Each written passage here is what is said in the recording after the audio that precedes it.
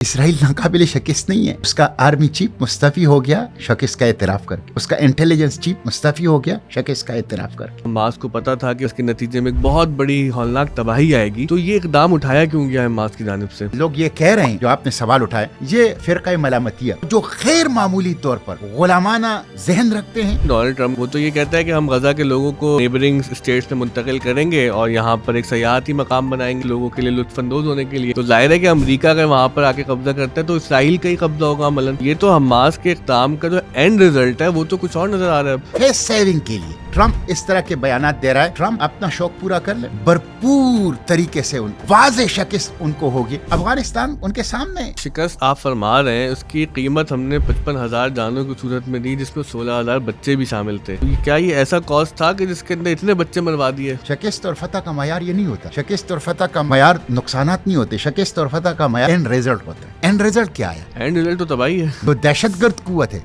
जो काबिज कुव्वत है, उसको घुटने टेकने पर मजबूर करना वियतनामियों ने भी किया। कितना नुकसान हुआ था वियतनामियों को, गैर मामूली नुकसान वियतनामियों का हुआ था, लेकिन अमेरिकियों को शिकस्त हुई। पे हमास के बारे में एक सवाल ये उठाया जाता है कि जो जंग के कवानीन की पाबंदी की, तो जो 7 अक्टूबर का हमला था तो इसराइल में भी बच्चे मारे गए, उनकी खवातीन को गमाली बनाया। तो ये भी क्या मतलब इजाजत है इसके मजहब में कि अगर दूसरी तरफ के बच्चे मार दें उनकी खवातीन को गमाली बना लें? देखिए, मैं आपको एक बात बता दूं कि इसराइल के अंदर कोई सिविलियन नहीं है। इसराइल के हर बालिग फर्द 2 साल की अस्करी ट्रेनिंग ले चुका है। हर बालिग फर्द 18 साल के बाद। आपको पता है इस वक्त इसराइल में जो सबसे बड़ा इशू चल रहा है मुजाहिरों का, वो उनके तौरात के जो उलमा हैं और तौरात के जो उनके तलबा हैं, उनको इस्तिस्ना हासिल था मिलिट्री ट्रेनिंग से। सिर्फ वो एक तबका चल रहा है। और इस जंग के दौरान इसराइल ने कानून पास करके उनकी जो मिलिट्री ट्रेनिंग से इस्तिस्ना था उसको खत्म कर दिया। ऑर्थोडॉक्स ज्यूज है वहाँ के। हाँ, उसके ऊपर जो मुजाहिरे हुए, तो इसराइल में एक तो कोई सिविलियन नहीं है, वो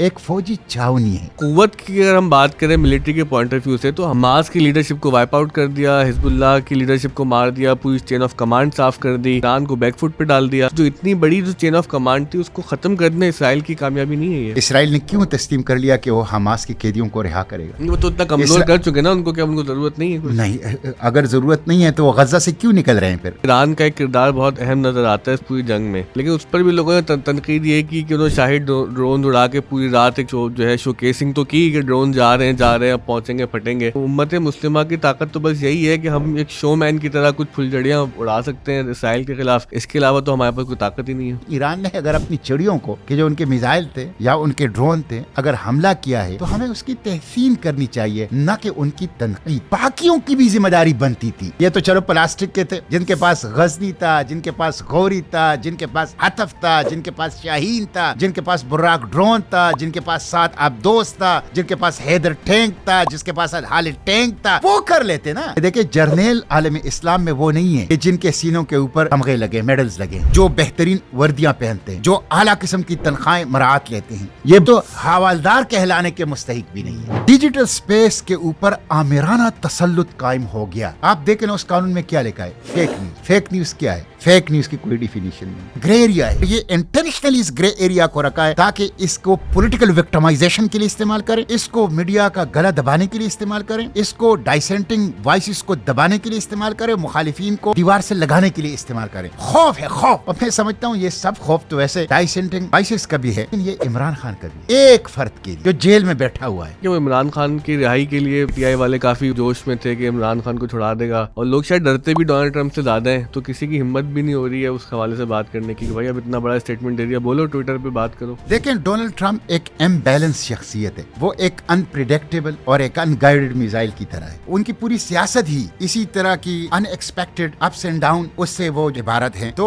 उनसे किसी किस्म की तवक्को वाबस्ता करना मैं समझता हूँ बेवकूफी है। इस्लामाबाद में गैर एलानिया फलस्तीन के लिए एक्टिविटी के ऊपर पाबंदी थी। मेरे ऊपर 7 दहशतगर्दी के मुकदमात, मेरी अहलिया के ऊपर 3 दहशतगर्दी के मुकदमात, मेरे 2 बंदे कारकुन शहीद कर दिए गए, 7 कारकुन जख्मी कर दिए गए, मेरे बच्चों, छोटे छोटे बच्चों तक को गिरफ्तार कर दिया गया, मुझे अडियाला जेल के अंदर बंद कर दिया गया। खुद इसराइल के अंदर, मकबूजा फलस्तीन के अंदर, तेल अवीव के अंदर, नेतन्याहू के घर के सामने लोग मुजाहिरे करते हैं, उनके ऊपर भी दहशतगर्दी के मुकदमात नहीं लगते। लेकिन इस्लामाबाद में अगर आप इसराइल के खिलाफ फलस्तीन के मुजाहिरा करें, आपको दहशतगर्द। आप मुझे हुकूमत बताए ना, मेरा जुर्म क्या था? ऑस्ट्रेलिया है, अमेरिका है, कनाडा है, बरतानिया, यूरोप है, कहीं देखें میں اتنے بڑے بڑے مظاہرے ہوئے ہیں فلسطین کے حق میں, حالانکہ وہ تو ظاہر ہے کہ مسلمان معاشرے بھی نہیں ہے. تو یہ جو تضاد ہے ہمارا, ایک بہت ہی کوئی ایبسرڈ سا نہیں ہے. سب سے بڑے سوشل میڈیا اکاؤنٹس جو طاقتور انداز سے غزہ کا ایشو اٹھاتا ہے اسرائیل کے مقابلے میں کھڑ رہے ہیں وہ ویسٹ سے. سب سے طاقتور بائیکاٹ ویسٹ کے اندر ہے اسرائیل کا اور اسرائیلی مصنوعات کا, اور سب سے بڑے جو پروٹیسٹ ہیں, پبلک پروٹیسٹ ہیں, وہ ویسٹ کے اندر ہیں. تو یہ بات بالکل درست ہے کہ غزہ اور فلسطین کی حمایت کا جو سورج ہے وہ مغرب سے طلوع ہوا ہے, مشرق سے نہیں. ڈاکٹر عافیہ کی رہائی یہ میری زندگی کے مقاصد میں سے ایک بہت اہم مقصد ہے. میں نے لوگ تو معاف کر دیے بائیڈن نے جاتے ہوئے, ٹرمپ نے آتے ہی وہ کیپٹل ہل والوں کو معاف کر دیا, ہزاروں میں معافی ہوئی ہے, اس میں ڈاکٹر عافیہ کو بھی معاف کر دیتے. ڈاکٹر عافیہ کی رہائی کی چابی واشنگٹن میں نہیں ہے, ڈاکٹر عافیہ کی رہائی کی چابی اسلام آباد میں اور راولپنڈی میں حکمرانوں کے ایوانوں میں. ہر حکمران ڈاکٹر عافیہ کے گھر گیا ہے, ان کے مرحومہ والدہ ان کے بچوں سے وعدہ کیا تھا حکومت میں آئیں گے, 100 دنوں میں ڈاکٹر عافیہ کو رہا کریں گے. انہوں نے اپنی سیاست کے لیے, انتخابی کیمپین کے لیے, عوام کی ہمدردیاں حاصل کرنے کے لیے ڈاکٹر عافیہ کا نام تو پیش کیا, لیکن اقتدار میں آئے تو ڈاکٹر عافیہ کو بلا دیا. اللہ ان کو معاف نہیں کرے گا. ایسا لگتا ہے کہ جیسے حکمران کراچی کے عوام سے کچھ انتقام لینا چاہتے, کراچی کے عوام کو انسان کم از کم نہیں سمجھتے. یہ اتنے نااہل ہے کہ انتقام پورا بھی نہیں کر پا رہے ہم سے, یہ لیے جا رہے نہیں سمجھتے. اگر یہ انسان سمجھتے نا, اگر یہ انسانوں کے درجے پہ رکھتے اہلیان کراچی کو, تو کم از کم ان کے رویے کے اندر کچھ نہ کچھ بہتری ہوتی. کراچی ان کے لیے ایک کماؤ کی جگہ ہے, لوٹ مار کی جگہ ہے, کہ کراچی کے نوجوانوں کو تعلیم تو نہیں ملتی, صحت کی سہولیات تو نہیں ملتی, دوائی تو نہیں ملتی, لیکن منشیات بڑی آسانی سے مل جاتا ہے. ایک ہوتا ہے بیڈ گورننس, ایک ہوتا ہے نو گورننس. یہاں نو گورننس ہے. شرمناک ہے مراد علی شاہ کے لیے, شرمناک ہے بلاول کے لیے, شرمناک ہے پیپلز پارٹی کے لیے. کراچی سیاسی تحریکوں کا مرکز رہا ہے, کراچی نے پاکستان کی رہنمائی کی ہے. کراچی اب بھی منی پاکستان ہے. کراچی اب بھی اپنی قوت اور طاقت کا احساس کرے اور اٹھیں. مزاحمت مزاحمت مزاحمت مزاحمت, اور کوئی راستہ نہیں ہے. بہت سخت سوال کرنے والا ہوں آپ سے میں کہ آپ کا اپنا مستقبل کا کیا پلان ہے, کیونکہ آپ کے بارے میں ایک نیوز ویب سائٹ ہے siyaset.pk, اس نے غلط خبر چلا دی, سینیٹر صاحب نے جماعت اسلامی چھوڑ کے پی ٹی آئی جوائن کر لی. تو آپ کہاں پر, آپ یہ تو بتائیں. آپ نے دنیا بھر کی تو باتیں کر لی, ہم سے گرفتار نہ کر لیں اس پوڈ کاسٹ کے بعد, کیونکہ آج تو پتہ ہی نہیں یہی کر سکتے ہیں. السلام علیکم, سینیٹر مشتاق صاحب ہمارے ساتھ موجود ہیں آج. سر السلام علیکم. وعلیکم السلام. بہت بہت شکریہ آپ کی آمد کا.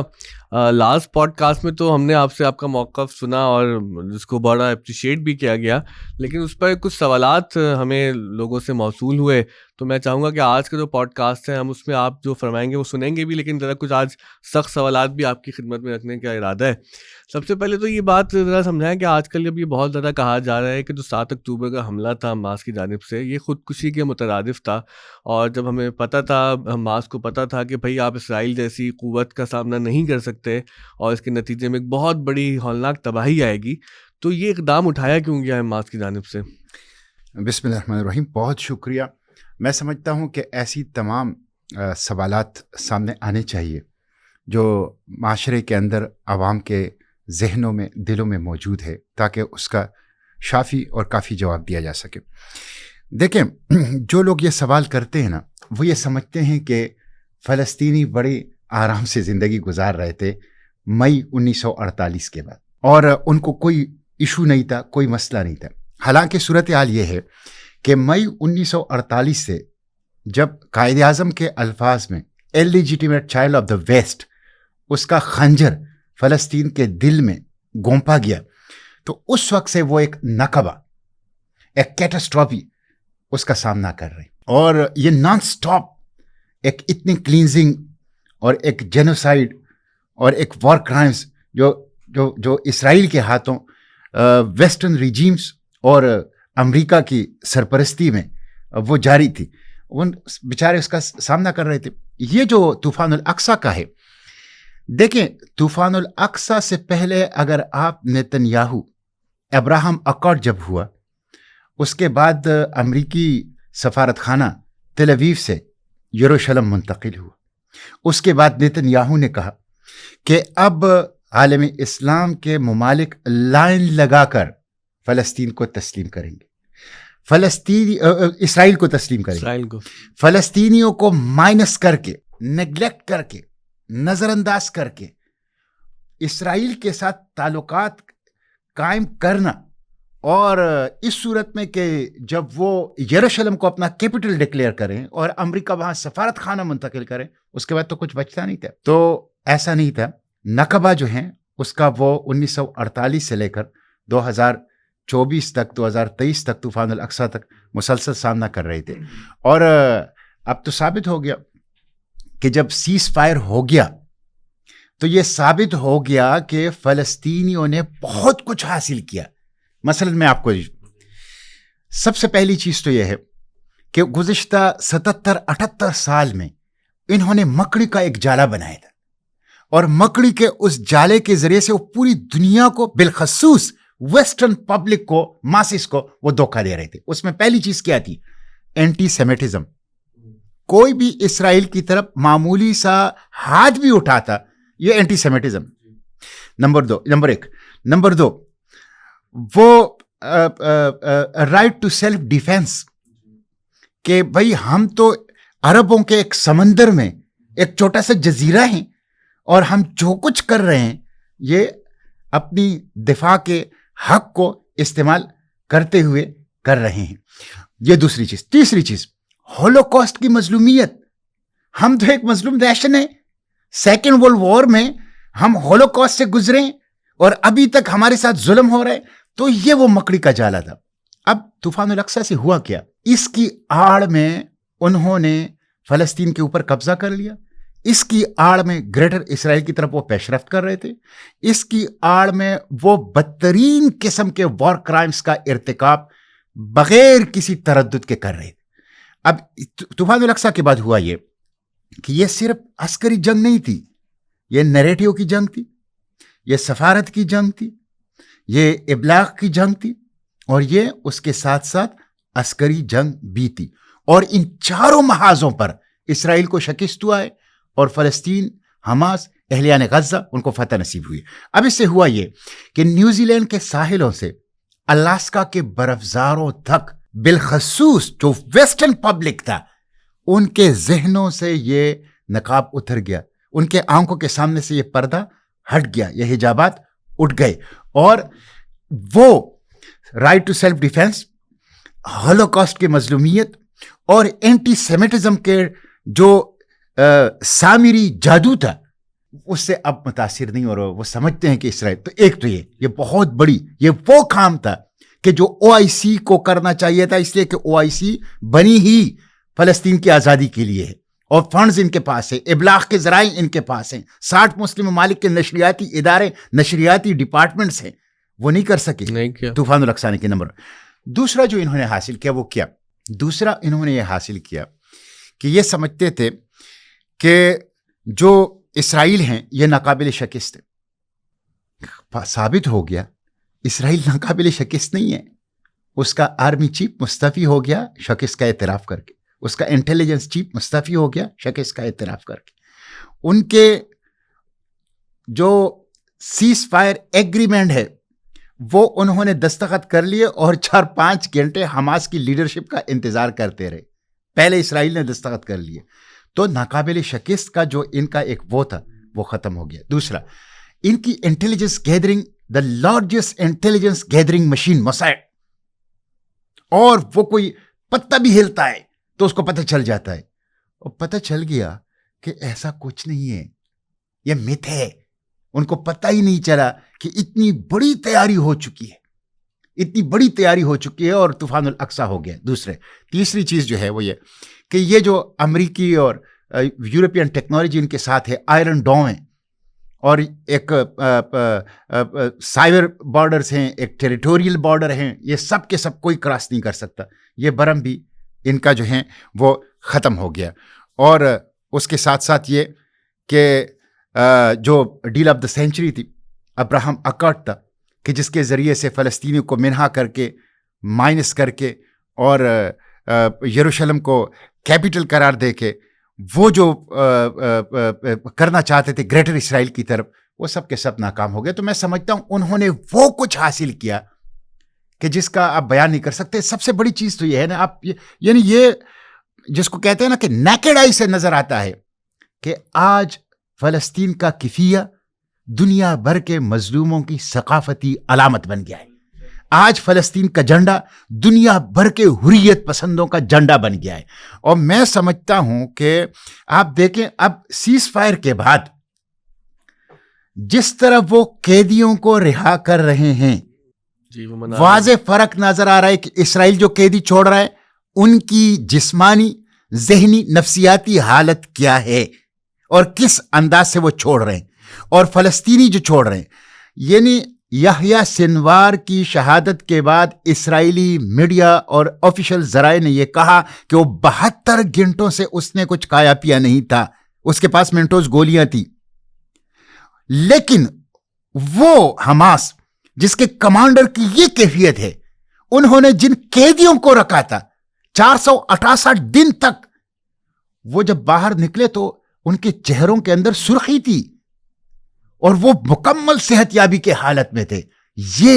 یہ جو میسج دنیا کو گیا ہے, یہ جو میسج, تو یہ جو لوگ یہ کہہ رہے ہیں, جو آپ نے سوال اٹھائے, یہ فرقہ ملامتیہ اور کے لوگ ہیں, اور یہ وہ لوگ ہیں کہ جن کو ہر خرابی کی جڑ عالم اسلام کے اندر, امت مسلمہ کے اندر نظر آ رہے ہیں, اور جو غیر معمولی طور پر غلامانہ ذہن رکھتے ہیں, شکست خوردہ نفسیات رکھتے ہیں, اور ہر صورت میں مغرب کے لیے ایکسیپٹیبل نیریٹیو اور ایکسیپٹیبل پوزیشن ان کا مقصد ہے. تو یہ ان لوگوں کا ہے, ورنہ نہ صرف میں یہ سمجھتا ہوں کہ جو کچھ انہوں نے حاصل کیا ہے, وہ چرچل کا ایک کال ہے, مجھے پورا یاد نہیں ہے, سیکنڈ ورلڈ وار میں انہوں نے برطانیہ کے پائلٹس جو ایئر فورس کے کمانڈرز تھے ان کے بارے میں کہا ہے کہ تھوڑے لوگوں نے تھوڑے وسائل کے ساتھ, بڑی قوت کے ساتھ, لمبی وقت تک اس طرح کی جدوجہد نہیں کی. میں سمجھتا ہوں یہ حماس کے اوپر, اہلیان غزہ, بہت تھوڑے سے علاقے کے بہت تھوڑے سے لوگوں نے نہ ہونے والے مادی وسائل کے ساتھ بہت لمبے عرصے تک بہت غیر معمولی عالمی اتحادی عسکری طاقت کے مقابلے میں نہ صرف مزاحمت کی بلکہ فتح حاصل کی. یہ ہیومن ہسٹری کی غیر معمولی مثال ہے. بالکل ٹھیک سر, آپ کی بات اگر ہم عوامی سطح پر دیکھیں تو بہت صحیح لگتی ہے کہ وہ ایک سمبل بن گیا ہے فلسطین ریزسٹنس کا, اور آزادی کے لیے دنیا بھر میں احتجاج ہو رہے ہیں. لیکن اگر ہم دوسری جانب دیکھیں, ڈونلڈ ٹرمپ کا حالیہ بیان, وہ تو یہ کہتا ہے کہ ہم غزہ کے لوگوں کو نیبرنگ اسٹیٹس میں منتقل کریں گے اور یہاں پر ایک سیاحتی مقام بنائیں گے مڈل ایسٹ کے لوگوں کے لیے لطف اندوز ہونے کے لیے. تو ظاہر ہے کہ امریکہ اگر وہاں پر آ کے قبضہ کرتا ہے تو اسرائیل کا ہی قبضہ ہوگا عملاً. تو یہ تو حماس کے اقدام کا جو اینڈ رزلٹ ہے وہ تو کچھ اور نظر آ رہا ہے. اب دیکھیں, ایک بات یاد رکھنے کی ہے کہ اسرائیل خود کوئی وجود نہیں رکھتا. اسرائیل کا وجود مرہون منت ہے یورپین ریجیمز اور امریکہ کی. گزشتہ 4 سال میں $400 ارب امداد دی ہے امریکہ نے. یہ ابھی جو بائیڈن نے 1 مہینہ پہلے, رخصت ہونے سے 1 مہینہ پہلے تک $17 ارب کی ملٹری ایڈ جو ہیں وہ دی, اور اس سال تقریباً انہوں نے کوئی $100 ارب جو ہیں وہ دیے. تو یہ جو اسرائیل کا وجود ہے, یہ جو جو قائد اعظم محمد علی جناح نے کہا نا, اللیجیٹیمیٹ چائلڈ آف دا ویسٹ, اور علامہ اقبال نے کہا کہ یہ مغربی استعمار کی چھاونی ہے, یہ ان کی ایک چیک پوسٹ ہے عالمی اسلام کے قلب کے اوپر. تو یہ تو انہوں نے اپنی استعماری اور نوآبادیاتی مقاصد کے لیے رکھا ہے, اور جب ان کو شکست ہو گئی اسرائیل کو, تو اب امریکہ فیس سیونگ کے لیے, ان کو اس ہزیمت سے نکالنے کے لیے ٹرمپ اس طرح کے بیانات دے رہا ہے. لیکن کیا یہ جو 468 دن مزاحمت ہوئی, کیا یہ امریکی اسلحہ نہیں تھا؟ 70% سپلائی آف آرمز امریکہ کا تھا. کیا اسرائیل کی صفوں میں یورپ اور امریکہ کے فوجی لڑ نہیں رہے تھے؟ کیا امریکی یورپین انٹیلیجنس اسرائیل کے ساتھ مل کر یہ ساری کاروائیاں نہیں کر رہی تھی؟ تو امریکہ پہلے کون سا شامل نہیں تھا؟ یہ جو شکست ہوئی ہے اسرائیل کو, یہ امریکہ کی شکست ہے, یورپ کی شکست ہے, اسرائیل کی شکست ہے. یہ سب استعماری قوتوں اور طاقتوں کی اجتماعی شکست ہے. ٹرمپ اپنا شوق پورا کر لے, بھرپور طریقے سے ان کو واضح شکست ان کو ہوگی. افغانستان ان کے سامنے 45-48 ممالک کے جو ان کا ایک عسکری اتحاد تھا, اور جو 20 سال تک وہاں پہ رہے, the longest military engagement of United state history, وہ افغانستان کے اندر تھا. کیا ان کا شکست؟ آخر میں دوحہ پیس ڈیل, اور دوحہ پیس ڈیل آپ دیکھ لیں, وہ ان کی لیے ایک شرمناک دستاویز ہے. تو 468 دن انہوں نے آئی سی جے, آئی سی سی, ایمنسٹی انٹرنیشنل, یونائٹڈ نیشن کہہ رہے کہ جینوسائڈ کیا ہے, جینوسائڈ سے بڑھ کر اور کیا چیز ہوگی. آپ دیکھ لیں کہ سیز فائر سے 2 ہفتے پہلے انہوں نے ایسے ویپن استعمال کیے کہ جس کے نتیجے میں 8,000 فلسطینیوں کی لاشیں ہوا میں تحلیل ہو گئی, ہوا میں تحلیل ہو گئی, لاشیں ہی نہیں ملی. اب اس کے بعد آپ اور کیا کریں گے ان کے ساتھ؟ اس لیے میں واضح کر دیتا ہوں, بالکل کلیئر میں یہ بات کہتا ہوں, غزہ کے اوپر امریکہ سمیت کوئی طاقت قبضہ نہیں کر سکتی. غزہ اہلیان غزہ کا ہے, فلسطینیوں کا ہے. اور اگر امریکہ نے یہ غلطی کی تو بدترین شکست جس طرح کے پہلے اسرائیل کی قیادت میں امریکہ کی سرپرستی میں ہو چکی ہے, اسی طرح کی شکست ان کو ہوگی. اہلیان غزہ کو اپنے ملک سے, اپنی مٹی سے کوئی بھی نہیں نکال سکتا. سر اس پہ جو شکست آپ فرما رہے ہیں اس کی قیمت ہم نے 55,000 جانوں کی صورت میں دی, جس میں 16,000 بچے بھی شامل تھے. تو کیا یہ ایسا کاز تھا کہ جس کے اندر اتنے بچے مروا دیے, اتنے لوگ مروا دیے؟ دیکھیں, یہی تو وہ چیز ہے نا کہ آپ شکست اور فتح کا معیار کیا رکھتے ہیں. شکست اور فتح کا معیار آیا جانوں کی اتلاف رکھ رہے ہیں؟ یہ شکست اور فتح کا معیار یہ نہیں ہوتا. شکست اور فتح کا معیار نقصانات نہیں ہوتے. شکست اور فتح کا معیار اینڈ ریزلٹ ہوتا ہے. اینڈ ریزلٹ کیا آیا؟ اینڈ ریزلٹ تو تباہی ہے نہ, اینڈ تباہی ہے, لیکن یہ تباہی آزادی کی طرف پیشرفت ہے. یہ آزادی کی طرف پیشرفت ہے. آپ دیکھ لیں, اسرائیل معاہدے کے اوپر آ گیا. اسرائیل ان قیدیوں کو جو گزشتہ 35-40 سال تک ان کے قید میں تھے, جن کے اوپر سزائے موت, ان کو رہا کرنا انہوں نے شروع کر دیا. اسرائیل نے تسلیم کر لیا کہ وہ غزہ کو چھوڑے گا, غزہ سے اپنے فوجوں کو نکال دے گا. یہ بہت غیر معمولی بات ہے. جو کام 60 مسلم ممالک, ان کے 80 لاکھ ریگولر آرمی, ان کے حکمران, ان کے جرنیل, ان کے اسلحے سے بھرے ہوئے گودام نہیں کر سکے, وہ اسماعیل ہانیہ, یحییٰ سنوار اور ان کے ساتھی محمد سنوار, محمد الزیف اور ابو عبیدہ نے کر دیا. اس لیے میں کہتا ہوں کہ دیکھیں, جرنیل عالم اسلام میں وہ نہیں ہیں کہ جن کے سینوں کے اوپر تمغے لگے, میڈلز لگے ہیں, جن کے کندھوں کے اوپر پھول لگے ہیں, جنہوں نے ملٹری اکیڈمی سے ٹریننگ لی ہے, جو بہترین وردیاں پہنتے ہیں, جو اعلیٰ قسم کی تنخواہیں مراعات لیتے ہیں, اور جو بہترین اسلحہ رکھتے ہیں. جرنیل جو ہیں, حقیقی جرنیل اس امت کے اندر, وہ تو محمد الزیف اور یحییٰ سنوار ہیں. یہ باقی تو حوالدار کہلانے کے مستحق بھی نہیں ہیں. تو ایسا نہیں ہے. یہ افغانوں نے بھی لاکھوں کی تعداد میں قربانی دی, لیکن اصل چیز جو ہے وہ یہ ہے کہ جو جارح قوت ہے, جو دہشت گرد قوت ہے, جو قابض قوت ہے, اس کو گھٹنے ٹیکنے پر مجبور کرنا اور اس کو پسپائی کے اوپر مجبور کرنا, یہ جو ہے وہ ویتنامیوں نے بھی کیا. کتنا نقصان ہوا تھا ویتنامیوں کا, غیر معمولی نقصان ویتنامیوں کا ہوا تھا, لیکن امریکیوں کو شکست ہوئی. تو اصل چیز جو ہے وہ یہ نہیں ہے. آزادی اور حریت کا راستہ, جس طرح یحییٰ سنوار نے کہا کہ یہ قربانیوں کے دروازے پر خون کی دستک دینے سے ہوتا ہے. یہ ہوتا ہے, یہ آزادی کی جنگ ہے. آپ دیکھیں پاکستان کو دیکھیں, آپ نے کوئی مسلح جدوجہد نہیں کی, آپ نے پاکستان ایک پولیٹیکل سٹرگل سے حاصل کیا, ایک پولیٹیکل سٹرگل سے. لیکن اس کے باوجود پولیٹیکل سٹرگل میں آپ نے انسانی دنیا کی سب سے بڑی ہجرت بھی کی, اور لاکھوں کی تعداد میں جو ہیں وہ انسانوں نے قربانیاں بھی دی. تو یہ آزادی کی جنگ ہے, اور آزادی کی جنگ بھی پوری عالمی استعمار کے خلاف ہے. اس لیے اس میں نقصان ہوگا, یہ قربانیاں ہوگی, لیکن یہ قربانیاں دنیا کے لیے بھی روشنی کا باعث بنے گی, اور خود فلسطینیوں کے لیے بھی آزادی کے راستہ وہ واضح کرے گی. اور میں یہ بتاؤں کہ یہ جو معاہدہ ہوا ہے, یہ آزادی فلسطین کی طرف پیشرفت ہے, یہ آزادی اقصیٰ کی طرف پیشرفت ہے. ایسا نہیں ہے یہ ایک مرحلہ مکمل ہو گیا.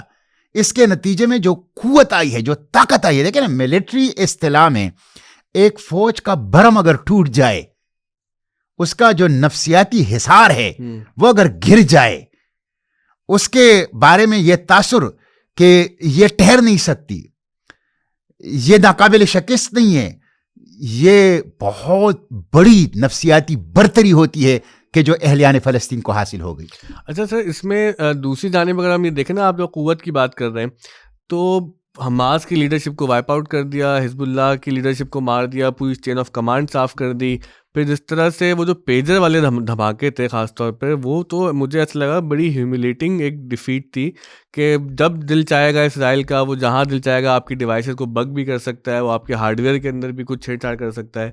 تو قوت کی اگر ہم بات کریں ملٹری کے پوائنٹ آف ویو سے، تو حماس حزب اللہ کو ختم کر دیا، ایران کو بیک فٹ پہ ڈال دیا، تو جو اتنی بڑی جو چین آف کمانڈ تھی اس کو ختم کرنا اسرائیل کی کامیابی نہیں ہے یہ؟ دیکھیں، یہ کامیابی اگر ہوتی تو اسرائیل پہ سیز فائر کے لیے کیوں آمادہ ہو گیا؟ اسرائیل نے کیوں تسلیم کر لیا کہ وہ حماس کے قیدیوں کو رہا کرے گا؟ وہ تو اتنا کمزور کر چکے نا ان کو کہ ان کو ضرورت نہیں ہے کچھ۔ نہیں، اگر ضرورت نہیں ہے تو وہ غزہ سے کیوں نکل رہے ہیں؟ پھر وہ کیوں معاہدے میں لکھ رہے ہیں کہ وہ غزہ سے اپنی فوجوں کا انہلا کریں گے؟ دیکھیں، آپ جو آزادی کی جدوجہد ہے ان کو اس قربانیوں کے جو تعداد ہے یا جو والیوم ہے یا جو حجم ہے اس کے تناظر میں نہیں دیکھا جاتا۔ اس کے تناظر میں دیکھا جاتا ہے کہ جو قربانیاں جس مقصد کے لیے دی جا رہی ہے کیا وہ حق ہے، نمبر 1۔ دوسری بات یہ ہے کہ ان قربانیوں کے نتیجے میں کیا منزل کی طرف پیش رفت ہو گئی ہے، کیا دشمن پسپا ہو گیا ہے۔ اس تناظر میں اگر آپ ان قربانیوں کا جائزہ لے لیں تو میں سمجھتا ہوں یہ بہت غیر معمولی فتح حاصل۔ مثلا آپ دیکھیں، آپ نے پیجر کی بات کی، ٹھیک ہے، پیجر کا جو تھا وہ اسرائیل نے اپنی ٹیکنالوجی کی ڈیمانسٹریشن کر لی، لیکن یہ قیدی جو انہی ٹنلز کے اندر تھے، جو 10 کلومیٹر چھوڑی اور 43 کلومیٹر لمبی، اور جس کے ایک ایک کارپیٹ بمباری کی، تو یہ قیدی کیوں نہیں چھڑا سکے؟ سمجھ تو نہیں آتی والی بات ہے، یہ قیدی کیوں نہیں چھڑا سکے؟ اس لیے ان کو انٹیلیجنس کو، ان کی ٹیکنالوجی کو، ان کی فوج کو، ان کے نیریٹیو کو، ان کے بیانیے کو، ان کی ابلاغ کی طاقت کو، ساری چیزوں کو فلسطینیوں نے شکست دے دی ہے۔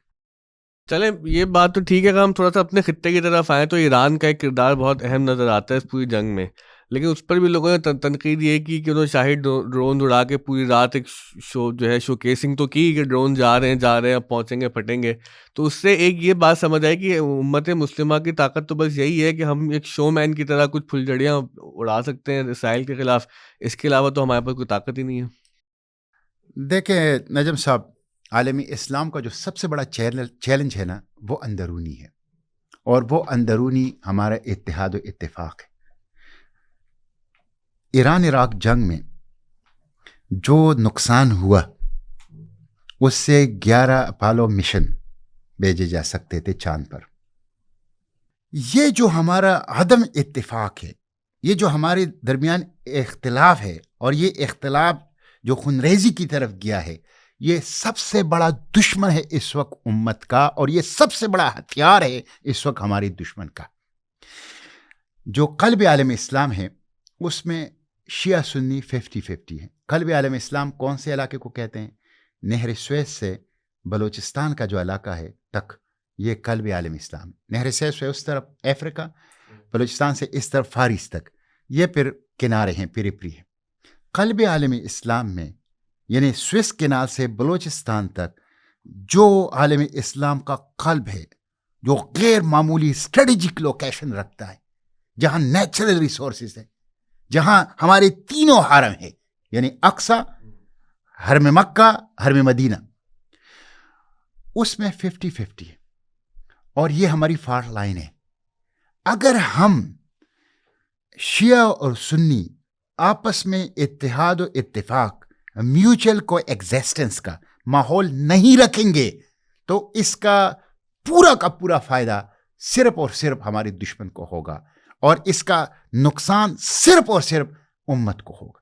اس لیے حکمرانوں کی، علماء کی، دانشوروں کی، میڈیا پرسنز کی اور عوام کی یہ ذمہ داری ہے کہ اس اتحاد و اتفاق کے فضا کو بنائیں، اس کو قائم رکھیں اور اس کو پروموٹ کریں۔ جہاں تک ایران کی آپ نے بات کی، دیکھیں ایران گزشتہ تقریباً آپ سے کہہ سکتے ہیں 40 سال سے पाबंदियों के जिद में, जी और उसके बावजूद अगर उन्होंने अपनी इकोनॉमी को कायम रखा हुआ है, उसके बावजूद उन्होंने अगर इसराइल के मुकाबले में बयानिया रखा है, और जिस तरह आपने कहा ना कि कुछ ड्रोन्स छोड़ दिए, लोग कहते हैं कि ये तो शो लगाया हुआ था उन्होंने। प्लास्टिक के थे, कोई कुछ और इसका मजाक उड़ाते। मैं कहता हूं इसराइल इंसानियत का इतना बड़ा दुश्मन है, उम्मत का इतना बड़ा दुश्मन है, उसने इतने जुल्म किए हैं उम्मत के कल्ब के ऊपर कि उसकी तरफ अगर कोई पत्थर का छोटे से कंकर भी उठा के फेंके तो वो काबिल तहसीन है। ड्रोन ये तो बहुत बड़ी बात है, मिसाइल ये तो बहुत बड़ी बात है। जाहिर है यहया सिनवार के साथ और कुछ नहीं था। जब उनके वजूद में खून खत्म हो गया, जब वो जख्मी था, जब उनका चेहरा गर्द से अटा हुआ था, जब उनका वजूद खूनालूद था, और जब उनका असलहा सब खत्म हो चुका था, तो उन्होंने एक चिड़ी से ड्रोन को, दुश्मन के ड्रोन के ऊपर हमला किया। तो अगर आपके पास और कुछ नहीं है, लेकिन आप शिकस्त ना माने, आप हथियार ना डालें, आप दुश्मन के सामने सरेंडर ना हो, आप अपनी दस्तयाब चिड़ी से उसके ऊपर हमला कर लें। ईरान ने अगर अपनी चिड़ियों को, कि जो उनके मिसाइल थे या उनके ड्रोन थे, अगर हमला किया है तो हमें उसकी तहसीन करनी चाहिए, ना कि उनकी तनकीद या ना कि उनकी तनकीस करें हम। इसलिए बाकियों की भी जिम्मेदारी बनती थी कि उनके पास अगर इससे कुछ अच्छे हथियार थे, ये तो चलो प्लास्टिक के थे, ये तो चलो किसी कमजोर से थे, लेकिन अगर जिनके साथ ताकतवर थे, जिनके पास गजनी था, जिनके पास गौरी था, जिनके पास हतफ था, जिनके पास शाहीन था, जिनके पास बुर्राक ड्रोन था, जिनके पास सात अब्दोस था, जिनके पास हैदर टैंक था, जिसके पास हालिद टैंक था, वो कर लेते ना, बाकी कर लेते ना। तो मैं समझता हूं कि इसराइल के खिलाफ जिसने भी वो किया है और जिस तरह भी किया है वो काबिल तहसीन। वो कुछ और करे ना करे, आपको मुझे पीका एक्ट के तहत गिरफ्तार न कर लें इस पॉडकास्ट के बाद क्योंकि आज तो पता ही नहीं यही चलता कर सकते हैं कि पीका एक्ट में अब तो समझ ही नहीं आता कि किस बात पे, किस वीडियो पे, किस रील पे, किस पॉडकास्ट पे कौन पकड़ा जाएगा। देखें, पीका एक्ट जो है ना, ये तो आपने ऐसे एक अब से लाइट मूड में बात की, लेकिन हकीकत ये है कि पीका एक्ट शर्मनाक है। ये ब्लैक लॉ है, स्याह कानून है, ड्रैकोनियन कानून है, और इससे डिजिटल स्पेस पर, जो आप कह रहे हैं ना कि इस पॉडकास्ट के बाद आप बिल्कुल ठीक कह रहे हैं, कुछ नहीं पता, डिजिटल स्पेस के ऊपर आमिराना तसल्लुत कायम हो गया। आप देखें ना उस कानून में क्या लिखा है, फेक न्यूज। फेक न्यूज क्या है? फेक न्यूज की कोई डिफिनीशन नहीं। इस फेक न्यूज, ये ग्रे एरिया है, बहुत बड़ी ग्रे, और ये इंटेंशनली इस ग्रे एरिया को रखा है ताकि इसको पॉलिटिकल विक्टिमाइजेशन के लिए इस्तेमाल करें, इसको मीडिया का गला दबाने के लिए इस्तेमाल करें, इसको डाइसेंटिंग वॉइसेस को दबाने के लिए इस्तेमाल करें, मुखालिफिन को दीवार से लगाने के लिए इस्तेमाल करें। उसकी सजा है 3 साल कैद और 20 लाख रुपए जुर्माना। और इस पीका एक्ट के तहत जो ट्रिब्यूनल बनेंगे उसमें किसी को भी वो जज बना सकते हैं, बस उसकी क्वालिफिकेशन हाई कोर्ट के जज के बराबर हो। बाकी वो कोई ताजिर हो, कोई कारोबारी हो, कोई वकील हो, कोई भी हो, वो अपनी मर्जी का जज बिठाएंगे। और वो अपनी मर्जी के जज से, मर्जी के जज, यानी इस वक्त आप देखें कि मुदई भी वही, मुंसिफ भी वही, उस जज से जो भी फैसला करे उसके खिलाफ आपको हाई कोर्ट में अपील का हक नहीं है। ये कॉन्स्टिट्यूशन के आर्टिकल 199 के खिलाफ वर्जी है। आप सुप्रीम कोर्ट में अपील कर सकते हैं। अब सुप्रीम कोर्ट की फीस किसके पास है? कौन सुप्रीम कोर्ट जाएगा? और सुप्रीम कोर्ट में तारीख का मौका कब आएगा? आपकी समाअत कब होगी? तो इन्होंने रास्ते भी बंद कर दिए हैं। तो ये खौफ की अलामत है। यानी पार्लियामेंट ने शर्मनाक काम किया है। बहुत पार्लियामेंट ने अपने पांव पे कुल्हाड़ी मारी है। पार्लियामेंट ने एक ऐसी ड्रैकोनियन लॉ पास किया है जिसके ऊपर मुस्तकबिल में ये रूलिंग एलिट्स, ये हुक्मरान खुद भी फंसेंगे, खुद भी फंसेंगे, और ये इनके गले में ये पंदा बन के ये बनेगा। तो मैं इसकी मजम्मत करता हूं, और ये खौफ की अलामत है। आपकी अखलाकी बुनियाद नहीं है, आपके पास इख्तिलाफ को का जवाब देने के लिए ताकत नहीं है, सकत नहीं है, हौसला भी नहीं रहा, हौसला नहीं है, आप कमजोर हैं, آپ قانونی جواز نہیں رکھتے, آپ اخلاقی جواز نہیں رکھتے, آپ خوف زدہ ہیں. یعنی اپنی مرضی کی پارلیمنٹ فارم 47 والی, اپنی مرضی کی 26ویں آئینی ترمیم کی روشنی میں اپنی مرضی کی عدلیہ, اپنی مرضی کی پیکا کے قوانین, خوف ہے خوف. اور میں سمجھتا ہوں یہ سب خوف تو ویسے ڈائسینٹنگ وائسز کا بھی ہے, لیکن یہ عمران خان کا بھی ہے. ایک فرد کے لیے جو جیل میں بیٹھا ہوا ہے, اس کے لیے آپ عدلیہ کا ستیہ ناش کر دیا. اس کے لیے آپ نے اپنی مرضی کے بلیک لاز میڈیا کے حوالے سے پاس کر لیے.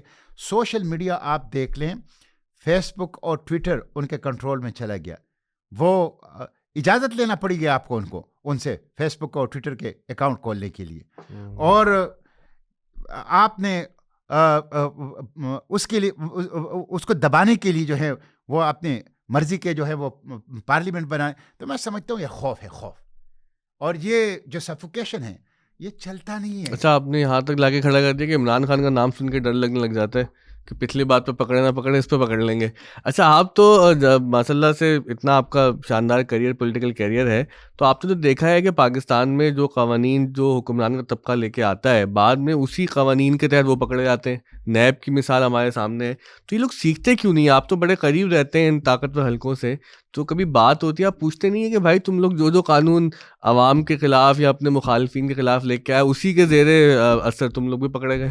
دیکھیں, مسئلہ یہ ہے کہ اگر یہ سیاستدان ہوتے تو یہ ضرور سوچتے, لیکن بدقسمتی یہ ہے کہ ہمارے ہاں پولیٹیکل پارٹیز نہیں ہیں, پولیٹیکل پراپرٹیز ہیں, اور پرائیویٹ لمیٹڈ کمپنیاں ہیں, فیملی آؤٹ فٹس ہیں, اور ڈی این اے کی بنیاد پہ لیڈرشپ ملتا ہے, اور مافیا بن چکے ہیں, اور وہ افراد اور خاندانوں کے مفادات کو آگے بڑھا رہے ہیں, نہ کہ جس طرح ایک پولیٹیکل پارٹی کا وظیفہ ہوتا ہے, ڈیوٹی ہوتی ہے سوسائٹی کو آگے بڑھانے کے لیے, ریاست کو آگے بڑھانے کے, وہ یہ کام نہیں کرتے. تو اس وجہ سے وہ سیکھتے نہیں ہیں, اور وہ اسی طرح گول دائرے کا چکر جو ہے وہ کاٹ رہے ہیں, اور گول دائرے کا چکر کھولوں کے بیل کی طرح تو وہ بن چکے ہیں وہ. تو اس وجہ سے وہ لرن نہیں کرتے, پاسٹ سے, ماضی سے, ہسٹری سے وہ سیکھتے نہیں ہیں. آپ دیکھیں یہ موجودہ جو حکومت ہے ان کے پاس کیا اختیار ہے. یعنی وزیر دفاع یہ کہہ رہا ہے کہ مجھے میڈیا سے پتہ چلا کہ وزیر داخلہ ٹرمپ کے حلف برداری کی تقریب میں شرکت کے لیے واشنگٹن پہنچ چکا ہے. چلو شکر ہے, پتہ تو چل گیا میڈیا سے, میڈیا کے ذریعے سے. اچھا, پھر آپ یہ دیکھ لیں کہ ڈیلی ویجز, یہ حکمران نہیں ہے, یہ ڈیلی ویجز کے اوپر آپ اسے کہہ سکتے ہیں دیہاڑی کرنے والے, خدمت کرنے والے, ان کی کوئی اختیار نہیں ہے, کوئی اختیار. یعنی ایک طرف ہماری اسٹیبلشمنٹ کے انگوٹھے کے نیچے ہے, اور دوسری طرف IMF کے انگوٹھے کے نیچے. جو وزیر اعظم یہ کہتا ہے کہ میں بجلی کی قیمتیں کم کرنے کے لیے IMF سے بات کروں گا, اس کے بعد کیا رہتا ہے؟ کم سے کم سچ تو بولا انہوں نے کہ بات وہی کرنی پڑتی ہے. اچھا, انڈیا میں نا ایک پوڈ کاسٹر ہیں وہ سمدیش, تو آج کل نا ہم بہت لوگ فین ہیں ان کے, میں بھی بہت فین ہوں, تو وہ ہر چیز کو ذرا ہیومر کے طریقے سے پوچھتے ہیں. تو جو اگلا سوال ہے تو وہ بڑا سنجیدہ بلکہ رنجیدہ, لیکن میں چاہوں گا تھوڑا سا اس کو لائٹر نوٹ پہ رکھیں تاکہ آپ کے لیے بھی کوئی وہ تکلیف دہ یادوں کا باعث نہ بنے.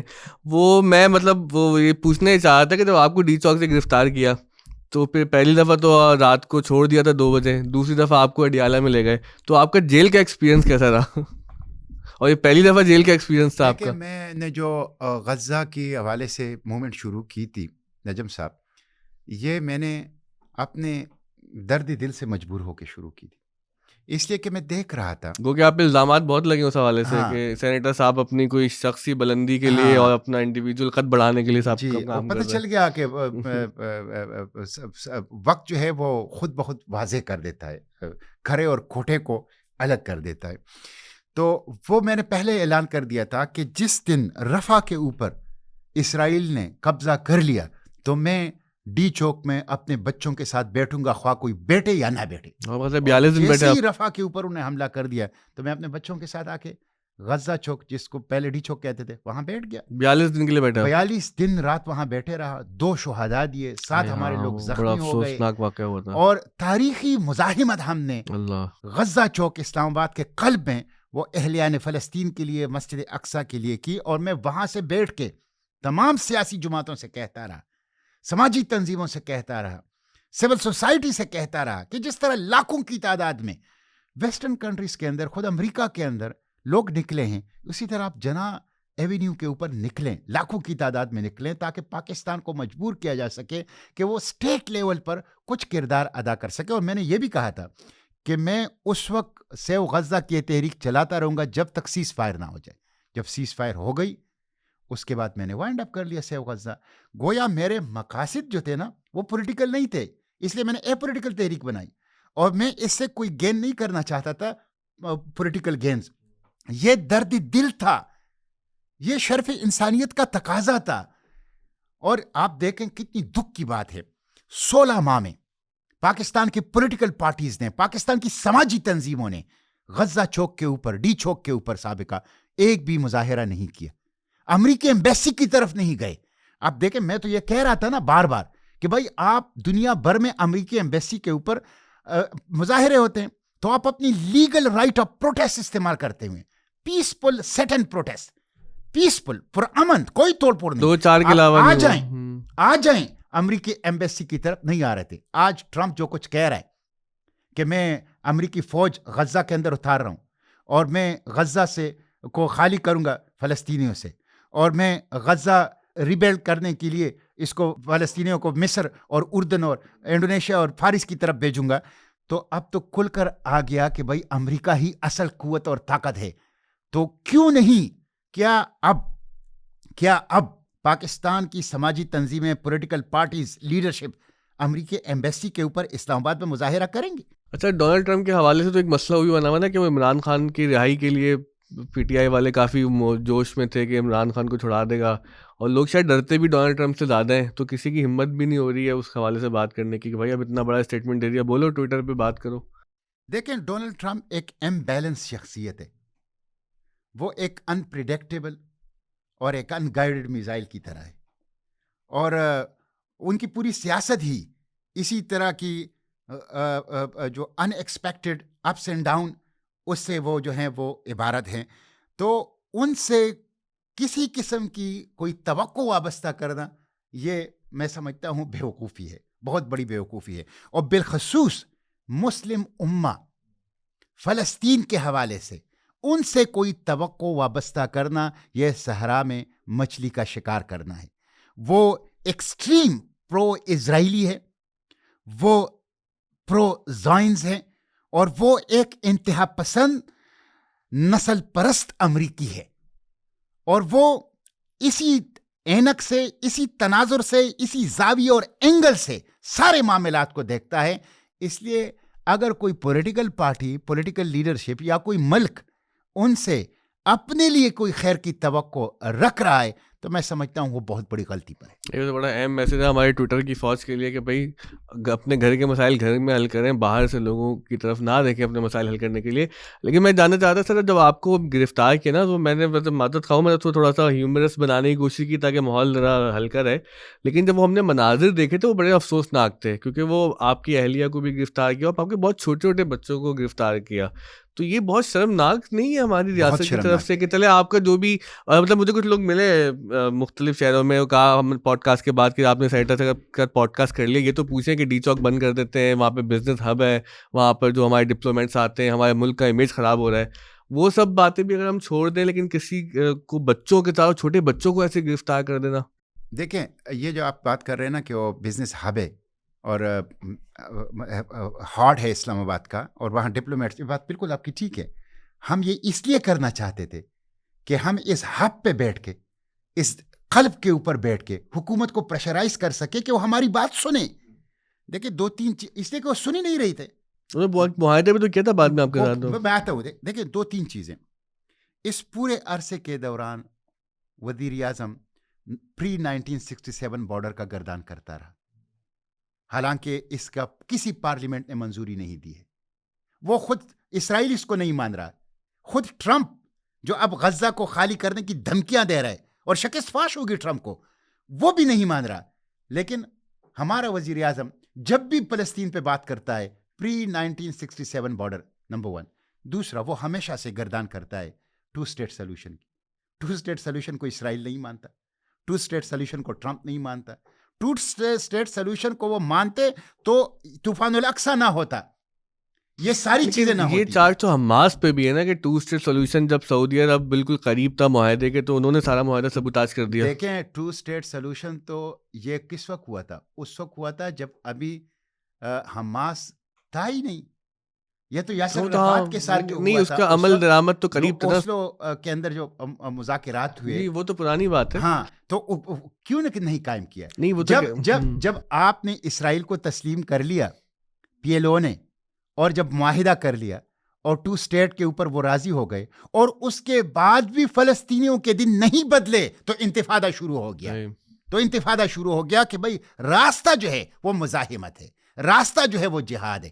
تو یہ دوسری بات یہ ہے کہ ان 468 دنوں میں اسلام آباد میں غیر اعلانیہ فلسطین کے لیے ایکٹیویٹی کے اوپر پابندی تھی.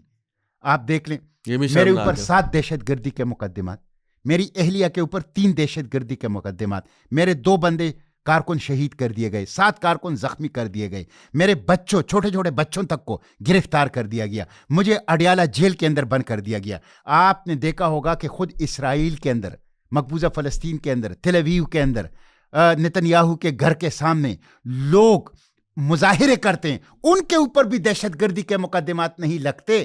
لیکن اسلام آباد میں اگر آپ اسرائیل کے خلاف فلسطین کے حق میں مظاہرہ کریں، آپ کو دہشت گرد. آپ مجھے حکومت بتائیں نا، میرا جرم کیا تھا جو میرے اوپر دہشت گردی کے مقدمات؟ مجھے آپ نے اڈیالہ جیل میں بند کر دیا، میری اہلیہ کے اوپر دہشت گردی کے میرے بچوں تک کو آپ نے گرفتار کر دیا، مجھے دھمکیاں دی، پولیس نے کھل کر بھی دھمکیاں دی، اور مجھے خفیہ دھمکیاں بھی دی گئی. تو میرا جرم کیا تھا؟ یہی تھا کہ میں فلسطین کی بات کرتا تھا، اسرائیل کے خلاف. تو یہ جو تھا، یہ انہوں نے یہ ایک IMF کے غلام، امریکہ کے خوشنودی کے لیے انہوں نے اس لیے میری آواز کو دبانے کی کوشش کی. اور میں آپ کو یہ بتاؤں، جب مجھے 3-4 دفعہ گرفتار کیا گیا، جب جس دفعہ آخری دفعہ گرفتار کر کے اڈیالہ جیل بھیجا گیا، 30 بندوں کو گرفتار کیا گیا. نجم صاحب، 30 بندوں کو انہوں نے 24 گھنٹوں کے لیے اسلام آباد کے ایک تھانے میں رکھا، ایک ہی چھوٹے سے کمرے میں، جس میں ہم سب پاؤں بھی نہیں پھیلا سکتے تھے. اور اس کا لیٹرین اس کا بند ہو گیا تھا، اس کے اندر کوئی انتظام نہیں تھا، اور اس کے اندر جو بدبوئیں تھی اس کی وجہ سے ہمارے 2 بندے بے ہوش ہو گئے. 24 گھنٹے اس اذیت میں رکھا. 24 گھنٹے اس اذیت میں رکھنے کے بعد انہوں نے ہمیں گرمی میں بختربند گاڑیوں میں بٹھا کے اینٹی ٹیررسٹ کورٹ لے گئے. وہاں پہ بغیر پانی کے، بغیر ضروریات کے، ہمیں 4 گھنٹے دھوپ میں کھڑا کر کے اس گاڑیوں میں، جو کہ ایک شدید گرمی ہوتی ہے، تندور کی طرح، بالکل تندور کی طرح ہوتا ہے. اس کے بعد انہوں نے ہمیں اڈیالہ جیل جو ہیں وہ بھیج دیا. تو اور جس طرح جو تشدد کیا، لاٹھیاں اور گالیاں دے رہے ہیں، اور جس طرح وہ لوگوں کو مار رہے ہیں، وائلنس کر رہے ہیں، وہ سب ریکارڈ پہ آ چکا ہے سب لوگوں کے سامنے. تو یہ سب کچھ انہوں نے کیا، اور یہ اس لیے انہوں نے کیا کہ میں نے آپ کو بتایا کہ اسلام آباد میں یہ تاثر دینا چاہتے تھے کہ فلسطین کے حق میں، اسرائیل کے خلاف امریکہ اور IMF کی خوشنودی کے لیے کوئی ایکٹیویٹی نہ ہو، کوئی آواز نہ ہو. لیکن الحمدللہ میں اللہ کا شکر ادا کرتا ہوں کہ ہم ڈٹے رہیں، اور ہم نے غزہ چوک کے اندر، اسلام آباد کے اندر مسلسل تقریباً 16 ماہ فلسطین کے لیے، اقصیٰ کے لیے، اسرائیل کے خلاف جو ہے وہ آواز اٹھائی. جو معاہدہ انہوں نے کیا، 6 نکاتی معاہدہ، ایک نقطے کے اوپر انہوں نے عمل درآمد نہیں کیا، ایک نقطے کے اوپر. اور یہ معاہدہ میں اس لیے کرنا چاہ رہا تھا تاکہ لوگ یہ نہ کہیں کہ حکومت تو معاہدہ کرنا چاہتی ہے، یہ لوگ فسادی ہیں، یہ لوگ معاہدہ نہیں چاہتے، یہ لوگ فلسطین نہیں چاہتے، یہ لوگ اپنی سیاست چمکا رہے ہیں، یہ لوگ مائلیج لینا چاہتے ہیں پولیٹیکل.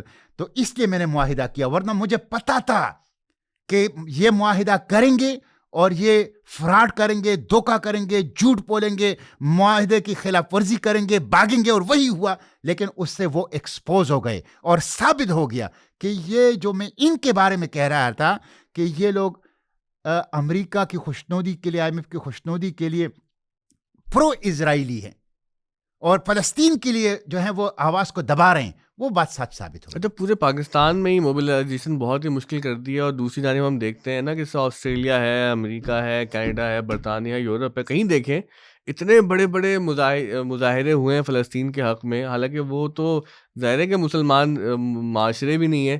تو یہ جو تضاد ہے ہمارا، ایک بہت ہی کوئی ایبسرڈ سا نہیں ہے، یہ کوئی مطلب سمجھ ہی نہیں آتا کہ اس کو دیکھ کے انسان سر پیٹے یا کیا کرے. وہ تو غالب نے کہا تھا نا کہ وہ حیران ہوں دل کو روحوں کہ پیٹوں جگر کو میں. یہ چیز تو نہیں صاحب مجھے بھی دکھ دیتی ہے. یہ مجھے بھی دیکھیں نا، اگر امریکہ کے یونیورسٹیوں سے 3000 طلبہ جیلوں میں چلے جاتے ہیں، پاکستان کے یونیورسٹیوں سے کیوں طلبہ جیلوں میں نہیں گئے؟ اقصیٰ کے لیے، فلسطین کے لیے، غزہ کے لیے، اس جینوسائیڈ کے خلاف. امریکہ 3000 طلبہ، کولمبیا یونیورسٹی اس کا تو ہفتہ مرکز تھا. پھر آپ دیکھیں اگر امریکی کیپٹل ہل میں داخل ہو جاتے ہیں، اگر امریکی ایئر فورس کا ایک اہلکار بشنل واشنگٹن میں اسرائیلی سفارت خانے کے سامنے اپنے اوپر تیل چھڑک کر آگ لگا کے فری فلسطین کے نعرے لگاتے لگاتے جان سے ہاتھ دھو بیٹھے، تو آپ مجھے بتائیں ہم اللہ کے پیغمبر صلی اللہ علیہ وسلم، ساقی کوثر اور شافع محشر کے سامنے کس منہ سے جائیں گے؟ کس منہ سے؟ یہ دکھ تھا مجھے. اسی لیے میں بار بار پولیٹیکل پارٹیز اور پولیٹیکل لیڈرشپ اور علماء، سماجی تنظیموں، انسانی حقوق کی تنظیموں سے کہتا ہے کہ نکلو، لاکھوں کی تعداد میں نکلو، امریکی ایمبیسی پر آؤ، جنا ایونیو کے اوپر آؤ، بیٹھ جاؤ وہاں پر پرامن، کوئی توڑ پھوڑ نہیں. ہم اپنے درد کی وجہ سے مجبور ہیں، ہم اپنے غم کی وجہ سے، ہم سوگ میں ہیں، ہم ماتم میں ہیں. اس سوگ اور ماتم کے لیے ہم پرامن طور پہ یہاں بیٹھے ہیں تاکہ اظہار یکجہتی کرے فلسطینیوں کے استحصال کے اوپر بیٹھے ہیں. کوئی نہیں آئے. تو اس پہ مجھے دکھ ہے. اور جب اس دکھ کا اظہار اور کہیں نہیں ہو سکتا تھا تو میں خود آ کے بیٹھ گیا. آپ بتائے تھے کہ آپ کو کوئی بیماری بھی ہو گئی تھی اسکن کی وہاں پہ؟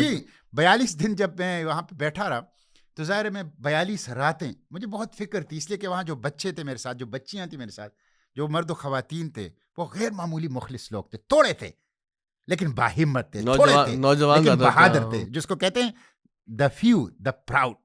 وہ تھوڑے تھے لیکن قابل فخر تھے سیو غزہ والے. تو 42 دن میں پوری 42 راتیں گھر نہیں کیا، میں وہیں سڑک کے اوپر رات کو خود ڈیوٹی دیتا تھا تاکہ ان کو کوئی نقصان نہ پہنچائے. دن کو میں تھوڑے وقت کے لیے گھر جا کے آرام کر لے پھر واپس آ جاتا تھا. تو 42 دن اور رات سڑک پہ رہنے کی وجہ سے ایک خاص قسم کی، اس کو پتہ نہیں میڈیکل ٹرمینالوجی میں اسکیبیز کہتے ہیں یا کیا کہتے ہیں، وہ ایک سکن کی بیماری مجھے ہو گئی جس میں پوری وجود کے اوپر خارش ہوتی تھی. تو اس کے لیے پھر میں نے باقاعدہ علاج کیا اور کورس کیا. اب کسی حد تک وہ بہتر ہو گیا ہے، لیکن ابھی بھی مجھے سکن سینسیٹیوٹی اور سکن الرجی فوراً ہو جاتی ہے اگر تھوڑی سی میں بے احتیاطی کروں. تو وہ بیماری کے اثرات ابھی تک ہے، مکمل طور پر وہ ختم نہیں ہو گئی. سعید صاحب، کہیں ایسا تو نہیں ہے کہ ہم نے تو مذہبی دعوے کیے ہیں، یہ صرف ہمارا حلق تک کا ایمان ہے، اور اگر ہم مغرب میں دیکھتے ہیں تو وہ انسانی بنیادوں پر اگر فلسطین کے لیے یا مظالم کے لیے کہیں بھی کاز کے لیے نکلتے ہیں تو وہ ہم سے بہت زیادہ کمیٹڈ نظر آتے ہیں، حالانکہ وہاں پر زیادہ تر لوگوں کا آئیڈیا مذہب سے جڑا ہوا نہیں ہوتا ہے، انسان سے جڑا ہوتا ہے. تو یہ جو ہم مذہب کا نام لے کر اتنے پستی میں ہیں اور وہ مذہب چھوڑ کر انسانیت کے معاملے میں وہاں کی عوام ہم سے بہتر ہے، تو یہ بڑی پریشان کن بات نہیں ہے ہمارے؟ بہت پریشان کن بات ہے. یہ جو بات آپ نے کی ہے نا کہ غزہ کی حمایت کا سورج مغرب سے طلوع ہوا ہے، مشرق سے نہیں. مشرق تو سویا رہا. میں ایجپٹ گیا غزہ جانے کے لیے، اور مجھے ایجپٹ نے غزہ رفح کراسنگ سے نومبر 2023 میں نہیں جانے دیا، لیکن میں 2 ہفتے ایجپٹ میں رہا. آپ دیکھ لیں کہ ایجپٹ میں فلسطین کا جھنڈا اٹھانے، فلسطین کے لیے بات کرنے کے اوپر پابندی. آپ مجھے بتائیں نا کتنے عرب ممالک میں جل سے جلیس ہوئے، کتنے لاکھوں کی تعداد میں لوگ نکلے، بائیکاٹ کس طرح کا ہوا. پھر پاکستان کا بھی آپ دیکھ لیں کتنے لوگوں نے مزاحمت کی، ویسٹ کی آپ مزاحمت دیکھ لیں. نہ صرف مزاحمت، سب سے بڑے سوشل میڈیا اکاؤنٹس جو طاقتور انداز سے غزہ کا ایشو اٹھاتا ہے، اسرائیل کے مقابلے میں کھڑے ہیں، وہ ویسٹ سے ہیں. سب سے طاقتور بائیکاٹ ویسٹ کے اندر ہے، اسرائیل کا اور اسرائیلی مصنوعات کا. اور سب سے بڑے جو پروٹیسٹ ہیں، پبلک پروٹیسٹ ہیں، وہ ویسٹ کے اندر ہیں. تو یہ بات بالکل درست ہے کہ غزہ اور فلسطین کی حمایت کا جو سورج ہے وہ مغرب سے طلوع ہوا ہے، مشرق سے نہیں. تو یہ ہمارے لیے دکھ کی بات ہے اور سوچنے کی بات ہے. اسلام جو ہے نا، اسلام یہ ظالم سے بغاوت سکھاتا ہے. یہ آپ کو خوف کی نفسیات سے آزاد کرتا ہے. یہ غلامی کی زنجیریں توڑنے پر آمادہ کرتا ہے. یہ ڈر کی ہتکڑیاں توڑنے کے اوپر آپ کو آمادہ کرتا ہے. اگر آپ اسلام کا نام لیتے ہیں اور آپ کے دل میں ڈر ہے اور خوف ہیں اور آپ غلامی کی نفسیات میں گرفتار ہیں، تو پھر آپ کو اپنے اسلام کے اوپر سوچنا چاہیے. اسلام لا الہ الا اللہ محمد الرسول اللہ، یہ صرف اللہ کا ڈر اور خوف اور باقی تمام سے جو ہے وہ بغاوت کا، ہر ظالم سے بغاوت کا یہ ایک اعلان ہے. تو اس پہ سوچنا چاہیے. اور میں سمجھتا ہوں، دیکھیں نا، اس غزہ ایجنٹ آف چینج ہے. میں نے آپ سے کہا نا، کفیہ نیوزی لینڈ کے ساحلوں سے الاسکا کے برفزاروں تک لوگوں کا نشان بن گیا، مظلوموں کا. فلسطین کا جھنڈا حریت پسندوں کا نشان بن گیا.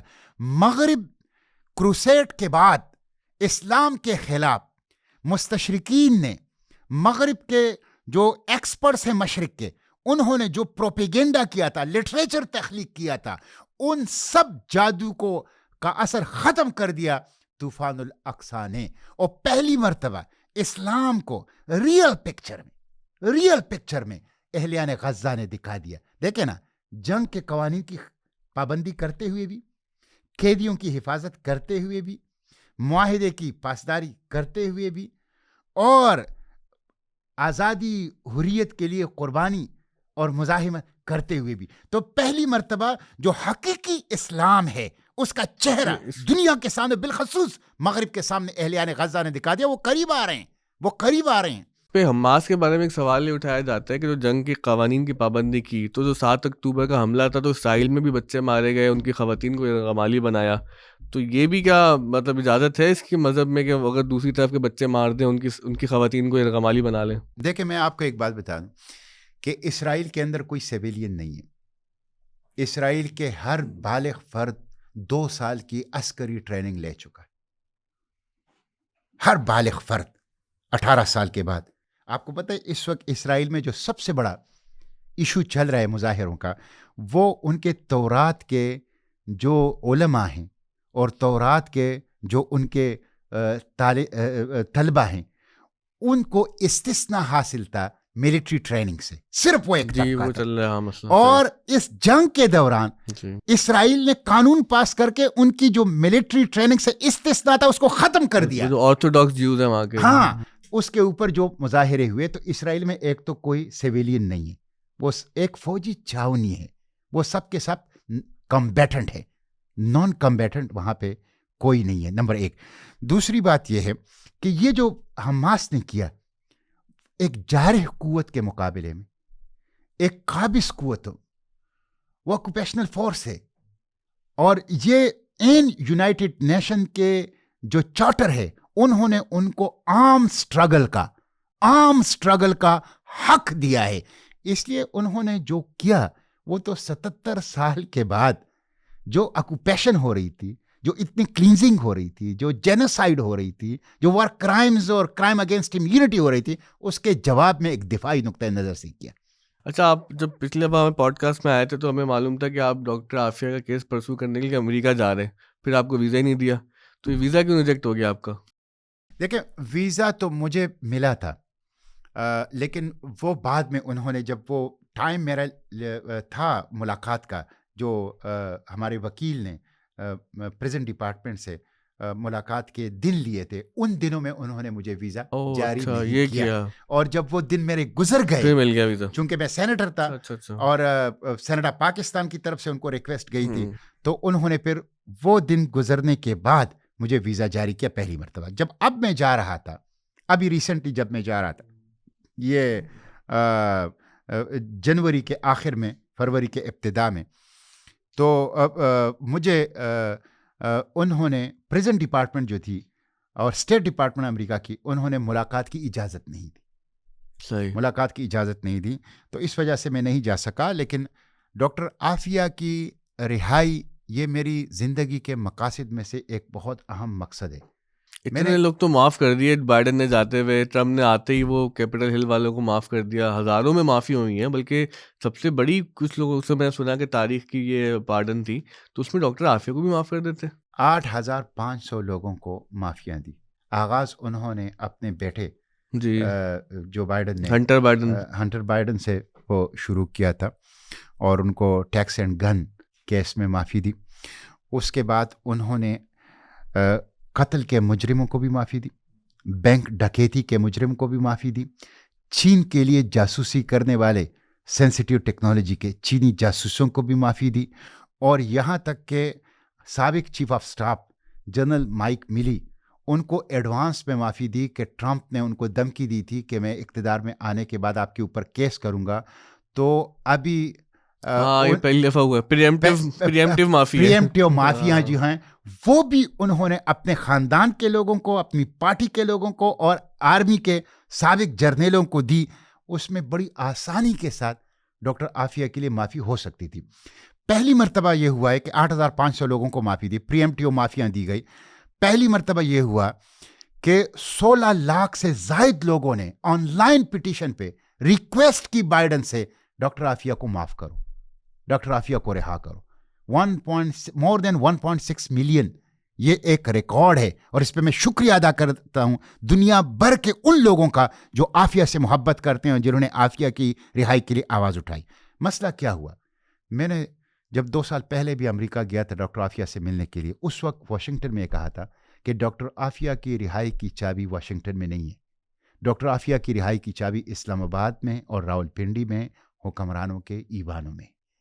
پاکستان کی حکومت رکاوٹ تھی، پاکستان کی حکومت نے کوشش کی کہ عافیہ رہا نہ ہو، پاکستان کے حکمرانوں نے کوشش کی کہ عافیہ کی رہائی کی کوششوں کو سیبوٹاج کیا جائے. یہ تو کریڈٹ لیتے شہباز شریف صاحب کی کوشش کر رہے ہیں کس چیز کی کریڈٹ؟ ہم نے تو یہی تو ان سے کہا نا کہ آپ ٹرمپ کی حلف برداری میں اپنے وزیر داخلہ کو بغیر دعوت کے وہ چلا جاتا ہے، تو آپ نے اس سے 3-4 دن پہلے اپنا ایک وزیر خارجہ، وزیر داخلہ، وزیر دفاع، اس میں سے کوئی ایک وزیر کیوں نہ بھیجا کہ ڈاکٹر عافیہ کے لیے ریکویسٹ کی جائے؟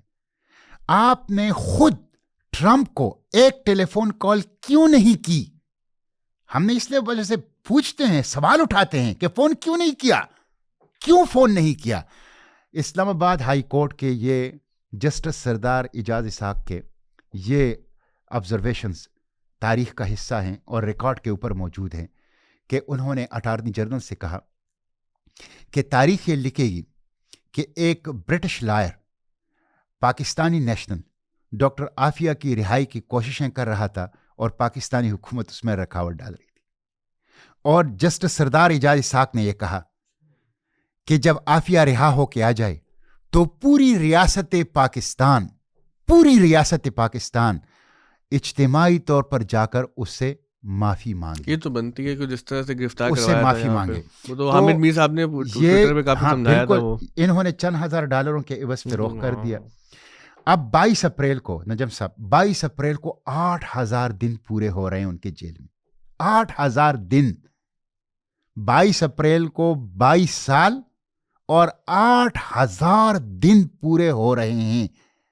یہ ظلم جس نے بھی کیا ہے، پرویز مشرف نے، ملٹری جنتا نے اور حکمرانوں نے، اور پھر اس کے بعد 8,000 دنوں میں جو حکومتیں آئی ہیں جنہوں نے ڈاکٹر عافیہ کی رہائی کی کوشش نہیں کی. حالانکہ ہر حکمران ڈاکٹر عافیہ کے گھر گیا ہے، ان کے مرحومہ والدہ، ان کے بچوں سے وعدہ کیا تھا حکومت میں آئیں گے، 100 دنوں میں ڈاکٹر عافیہ کو رہا کریں گے. انہوں نے اپنی سیاست کے لیے، انتخابی کیمپین کے لیے، عوام کی ہمدردیاں حاصل کرنے کے لیے ڈاکٹر عافیہ کا نام تو پیش کیا، لیکن اقتدار میں آئے تو ڈاکٹر عافیہ کو بلا دیا. اللہ ان کو معاف نہیں کرے گا، اللہ ان کو معاف نہیں کرے گا. تو 8,000 دن پورے ہو گئے ہیں. میں آپ کے توسط سے یہ بہت بڑی کیمپین چلی. اب ڈاکٹر عافیہ کی رہائی یہ نوشتہ دیوار ہے. میں آپ کو بتاؤں، جلد یا بدیر ڈاکٹر عافیہ رہا ہوگی. حکومت پاکستان، ریاست پاکستان اگر اسٹیبلشمنٹ اور حکمران اس میں رکاوٹیں ڈالیں گے تو اپنی تذلیل کا سامان کریں گے.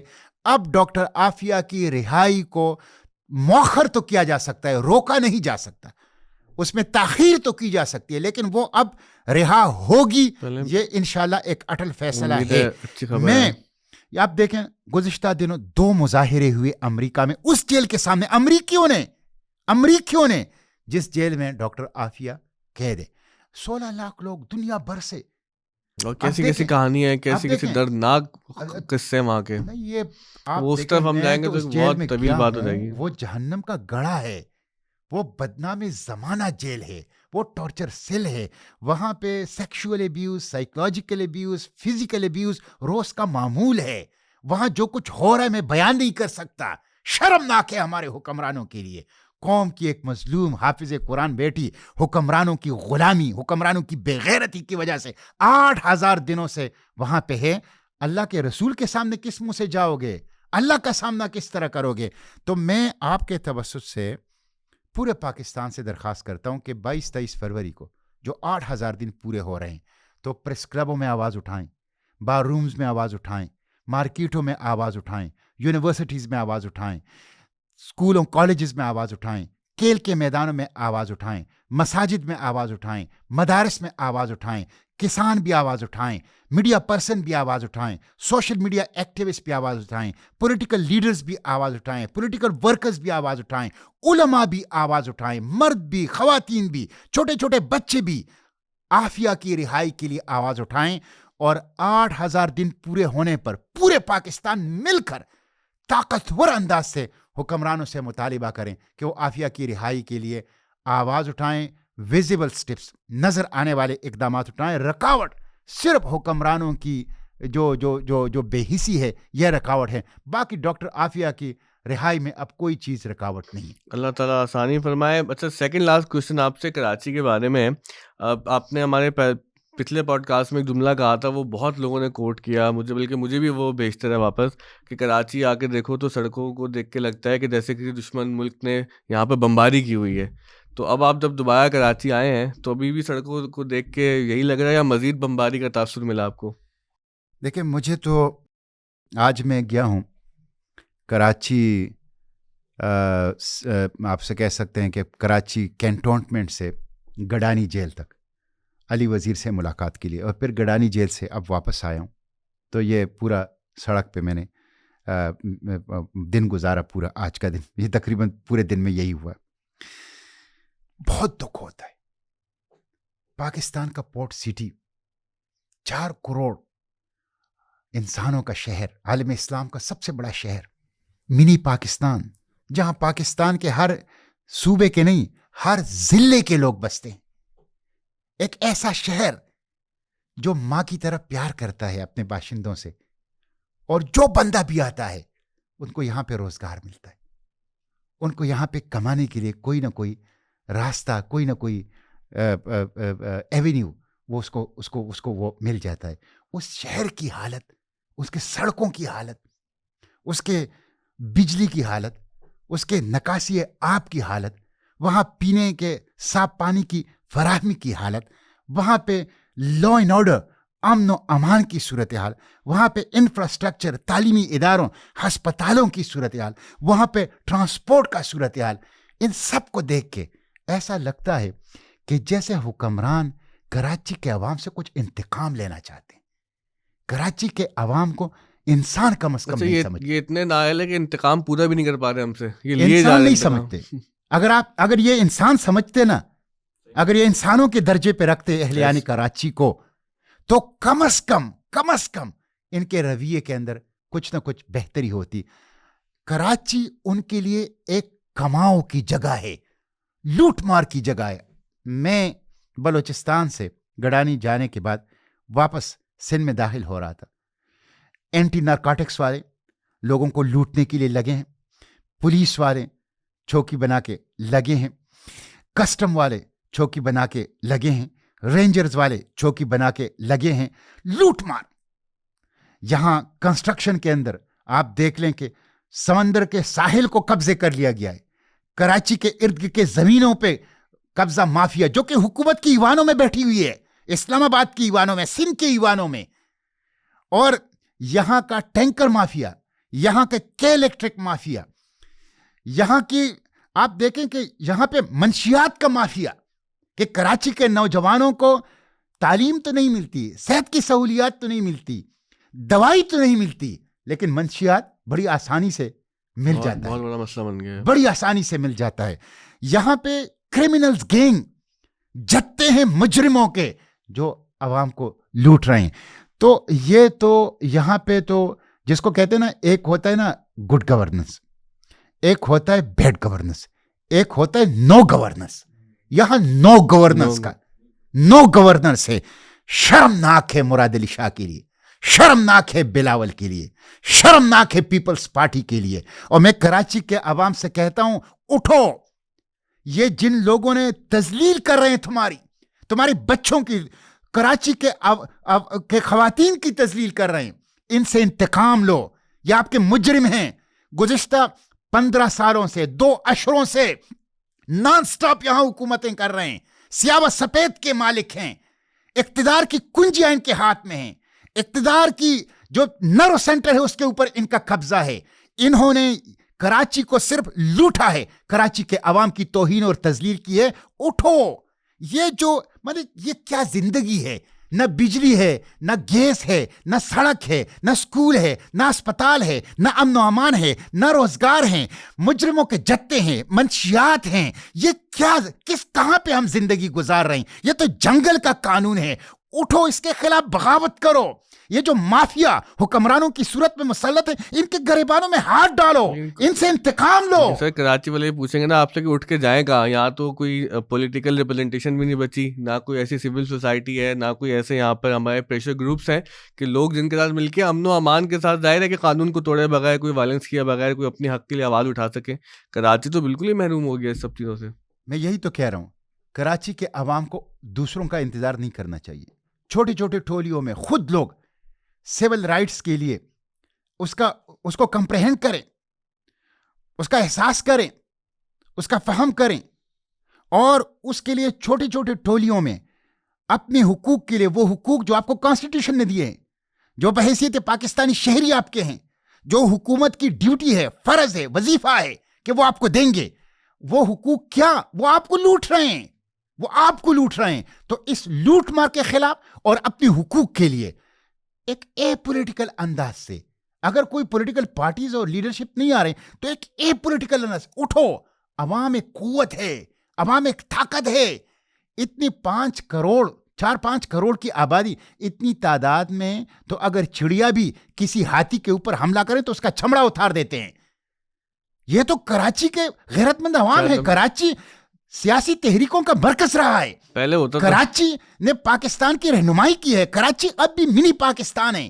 کراچی اب بھی اپنی قوت اور طاقت کا احساس کرے اور اٹھیں, اور اپنی حقوق اور جو ان کو لوٹ مار جو ان کا کر رہے ہیں ان کے گریبانوں میں ہاتھ ڈالیں. اس کے بغیر, مزاحمت کیے بغیر, مزاحمت مزاحمت مزاحمت مزاحمت اور کوئی راستہ نہیں ہے. مزاحمت کیے بغیر یہ جو مافیا مسلط ہے, ان سے آپ جان نہیں چھڑا سکتے. وہ جو کہتے ہیں نا کہ نئے گفتگو سے, نئے شاعری سے جائے گا, عصا اٹھاؤ کہ فرعون اسی سے جائے گا. تو عصا اٹھاؤ, مزاحمت کی عصا, احتجاج کی عصا اٹھاؤ. اور یہ جو حکمران پیپلز پارٹی کی صورت میں اسلام آباد اور کراچی سے یہاں کے عوام کو لوٹ رہے ہیں, اس فرعون سے, اس کرپشن کے فرعون سے نجات حاصل کرو. اچھا, آخری سوال سے قبل میں ایک اپیل کروانا چاہوں گا, کیونکہ آپ کو پتہ ہے یہاں پہ ہم اسکول میں آف دا اسکول میں 3000 سے زیادہ طلباء طالبات کو تقریباً فری تعلیم دے رہے ہیں, اور مختلف نوعیت کی تعلیم ہے. اسکول بھی ہے, اس میں مدرسہ بھی ہے, اسکل بیس کورسز بھی ہیں, انکیوبیشن سینٹر بھی ہے. ہمارے علاقے کا یہ عالم ہے کہ یہاں پر 14 گھنٹے لائٹ نہیں ہوتی دن میں. 24 گھنٹے میں سے 14 گھنٹے لائٹ بند کر دیتے ہیں ہماری. ہمارا پی ایم ٹی بھی حالانکہ الگ ہے, مطلب ڈیڈیکیٹڈ پی ایم ٹی ہے, جس کے اوپر کوئی کنڈا بھی نہیں ہے, کسی کا کنیکشن بھی نہیں ہے, اور ہم وہ بل بھی ہر مہینے ادا کرتے ہیں. اب ہم نے کئی جگہ حکام بالا سے گزارش کی کہ بھائی ہم پہ یہ ظلم نہ کریں, یہاں پہ اتنی بڑی تعداد میں بچے پڑھ رہے ہیں, اور آپ نے دیکھا ہی ہے کہ بہت ہائی ٹیک انوائرمنٹ ہم نے بنایا ہوا ہے, پروجیکٹر, لیپ ٹاپ, بڑے ہیوی کمپیوٹرز لگائے ہوئے ہیں, اے سی لگائے ہوئے ہیں, لیکن اب چونکہ دن میں 24 گھنٹے لائٹ نہیں ہوتی, ہم جنریٹر چلا کے پریشان ہیں, خرچہ بھی بڑھ رہا ہے, اور پھر آپ کو پتہ ہے جنریٹر چلانے سے انوائرمنٹ کا بھی نقصان ہوتا ہے, پھر اس سے شور بھی ہوتا ہے. سولر بھی ہم نے لگوا لیا ہے, لیکن اس کے باوجود بھی جب لائٹ ہی نہیں ہوگی تو اس کے ساتھ بیٹریز لگا کے ہم پریشان ہیں. تو اگر آپ ایک درخواست ہماری جانب سے کچھ کر سکیں کہ بھائی ہمیں لائٹ دے دیں تاکہ ہم جو بچوں کو پڑھانے کا کام کر رہے ہیں اس کو جاری رکھیں آگے بھی.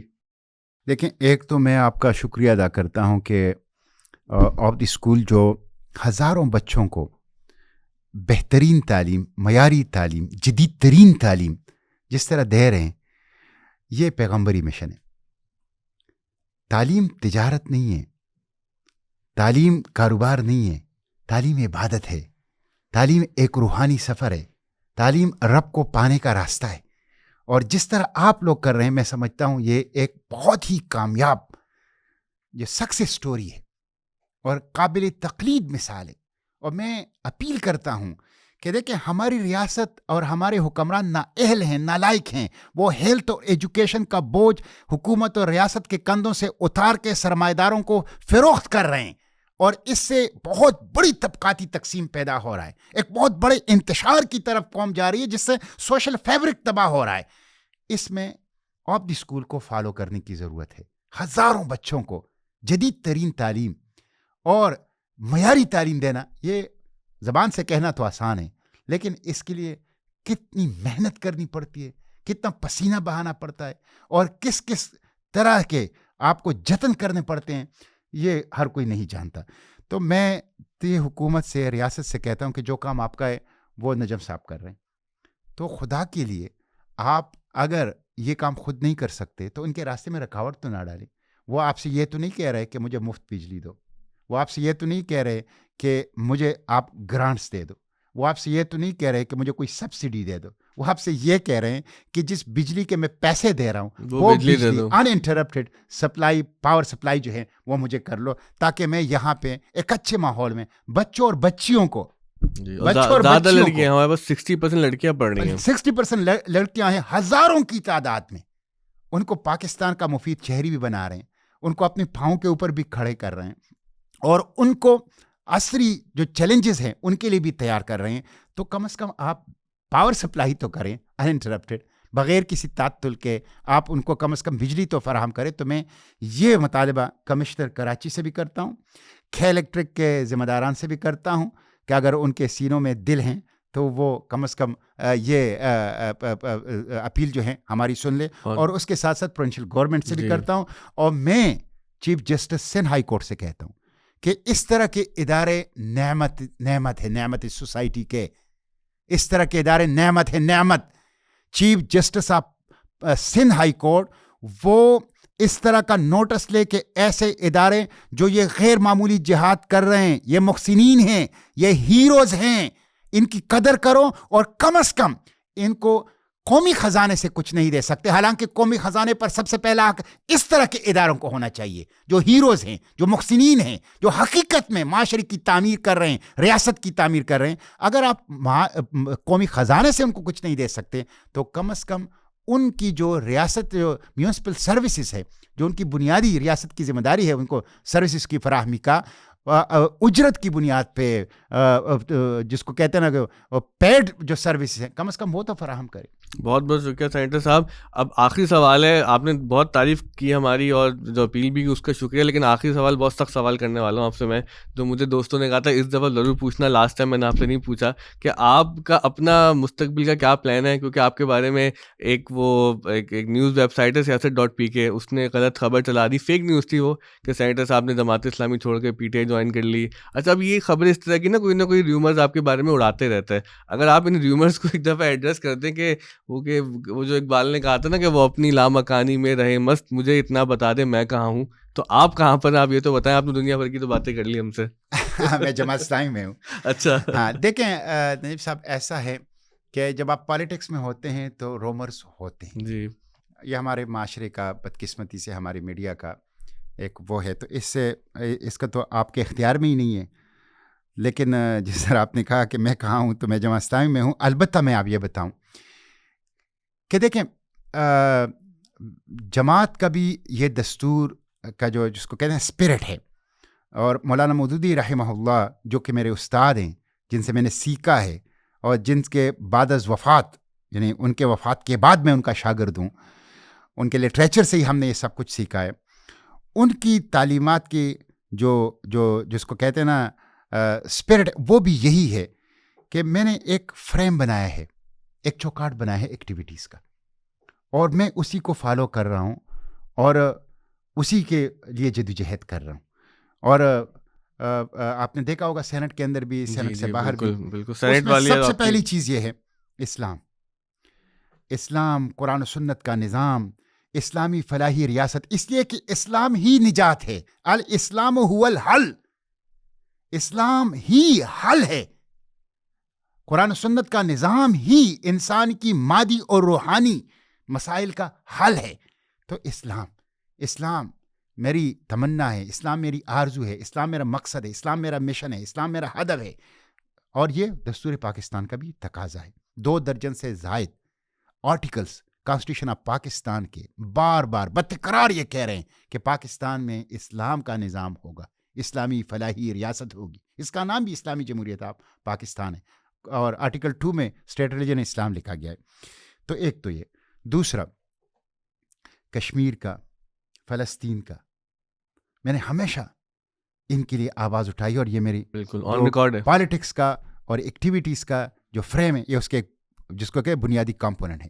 اسی طرح ڈاکٹر عافیہ میں سمجھتا ہوں ڈاکٹر عافیہ اب رمز ہے، سمبل ہے، علامت ہے، نشان ہے پاکستان کی آزادی، وقار، غیرت، عزت کا. اور میں آپ کو بتاؤں نجم صاحب، ڈاکٹر عافیہ پاکستان آئے گی، یہ مظلوم حافظ قرآن بیٹی، تو اللہ کی رحمت کے دروازے کھلیں گے.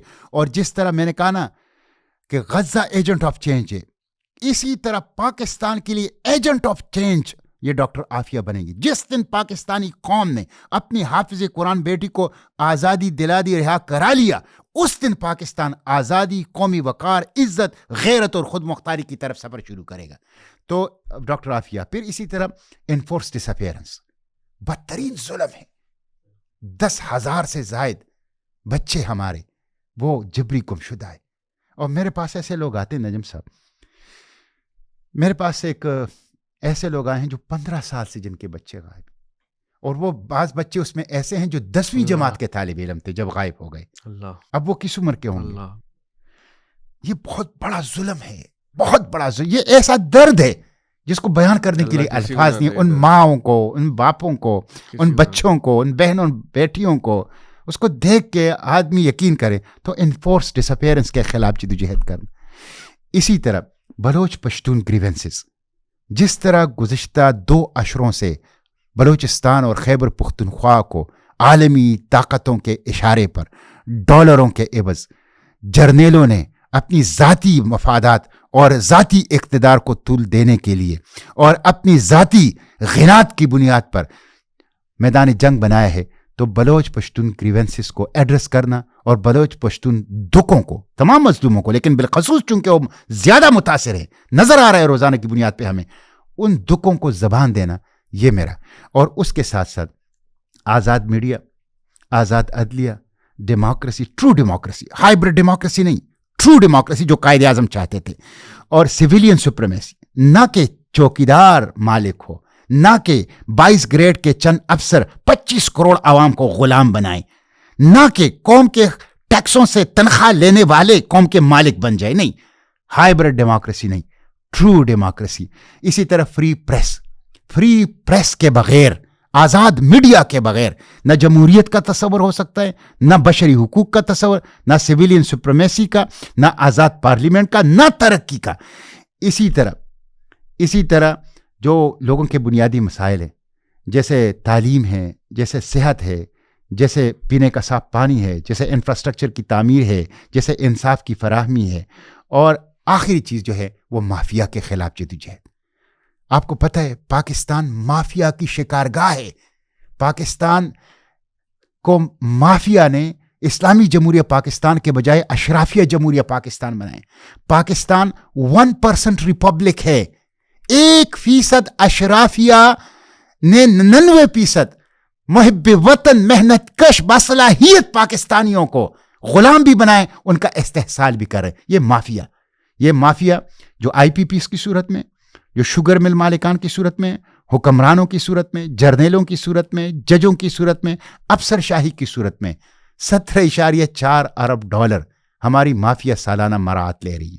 50% of the budget of Pakistan. आप देखें ना, वो मुल्क नजम साहब, वो मुल्क, ये कितना जुल्म है कि जिसमें 9 करोड़ लोग खाते गुर्बत से नीचे हैं, जिसमें 8 करोड़ लोग अनपढ़ हैं, जिसमें अभी तक पूरी दुनिया से पोलियो खत्म हो गया लेकिन जिसमें अभी तक पोलियो ने पंजे गाड़े हुए हैं, जहां 62% लोग गंदा पानी पीने की वजह से बीमार हैं, जहां पे बिजली नहीं है, आपने उसका तस्करा कर लिया, जहां पर हर पाकिस्तानी 3,02,000 रुपए कर्जदार है, जो पूरा रियासत 71,000 अरब रुपए का मकरूज है, 71,000 अरब रुपए पूरा पाकिस्तान मकरूज है, और जहां जितने बच्चे स्कूल में हैं उससे ज्यादा बच्चे आउट ऑफ स्कूल है, वहां पे पंजाब असेंबली के मेंबरान अपनी तनख्वाहों में एक ही गो में 1,000% इजाफा करते हैं, और कौमी असेंबली और सेनेट के मेंबरान अपनी तनख्वाह में एक ही गो में 300% का इजाफा करते हैं। यह है अशराफिया के नाम पर बदमाशिया और माफिया, और यह माफिया कौम को खा रहा है।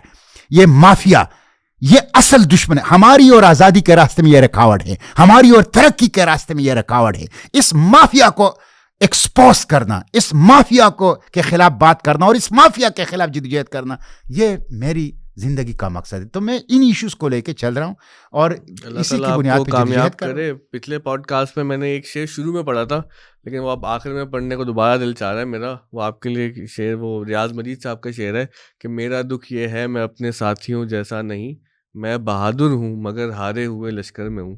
तो हारे हुए लश्कर में जो आपके साथी हैं, अल्लाह ताला उनको भी हिम्मत दे, हमें भी हिम्मत दे, क्योंकि मैं इस पॉडकास्ट का इख्तिताम जो है पेशगी माज़रत पे करूँगा। जैसे कि वो आपने बताया बाइडन ने प्रीएम्प्टिव माफ़ी दे दी है, तो मैं भी प्रीएम्प्टिव माफ़ी मांग रहा हूँ। अगर सेनेटर साहब की बातों से किसी को दुख पहुँचा और जिनको दुख पहुँचता है उनको दुख पहुँच गया है, तो मैं पहले से माज़रत चाहता हूँ। हम ऑफ द स्कूल में कोई एजेंडा लेके पॉडकास्ट नहीं कर रहे, हम बस चाहते हैं कि जो हमारे तलबा तालिबात हैं, जो हमारे वो ऐसे लोगों से सीखें, कुछ उनकी बात सुने और कुछ इस्तिफादा करें। ज़ाहिर है कि जो बातें हैं उससे इख्तलाफ भी किया जा सकता है, इत्तेफाक भी किया जा सकता है, लेकिन ये कि हमने अब जो ना सर ऑफ द स्कूल के और चैनल भी बना लिए हैं, @सेंस, @न्यूज़, @टेक, जिसके अंदर हम मज़ीद इस डिस्कशन को फैला रहे हैं कि टेक्नोलॉजी के हवाले से, फ़लसफ़े के हवाले से और बहुत मुख्तलिफ टॉपिक्स के हवाले से। तो वैसे मैंने आज तक कभी भी ना लाइक एंड सब्सक्राइब की अपील नहीं की। मेरी टीम वाले मुझे बहुत बोलते हैं कि पॉडकास्ट के आखिर में कहा करें कि यार लाइक एंड सब्सक्राइब करें। इस दफ़ा मैं आपसे अपील करवाऊंगा कि ऑफ द स्कूल को लाइक एंड सब्सक्राइब करें और यहीं पे ख़त्म करते हैं पॉडकास्ट। नहीं, मैं तो ये भी कहूँगा कि अपील भी करूँगा, लेकिन मैं कह रहा हूँ कि आप जो सफ़र आगे बढ़ा रहे हैं, ये शऊर का सफ़र है, ये आगही का सफ़र है, ये रोशनी का सफ़र है, ये तरक्की का सफ़र है, ये अज़मत की तरफ सफ़र है, आज़ादी की तरफ सफ़र है। तो लाइक और सब्सक्राइब तो बहुत छोटी चीज़ है, इससे बढ़कर इसका साथ दें, इसका हिस्सा बने। और हम लोग अल्हम्दुलिल्लाह कोई यहाँ पे डोनेशन जमा नहीं करते, किसी से कोई पैसे वैसे नहीं मांगते, कुछ दोस्त मिल के चला रहे हैं। तो अल्लाह ताला उन दोस्तों को खुश रखे, आपको खुश रखे कि आप दोबारा आए, अपनी इज्जत दी, और जिन लोगों ने ये पॉडकास्ट देखा वो अपनी राय से, अपने फीडबैक से ज़रूर आगाह कीजिएगा।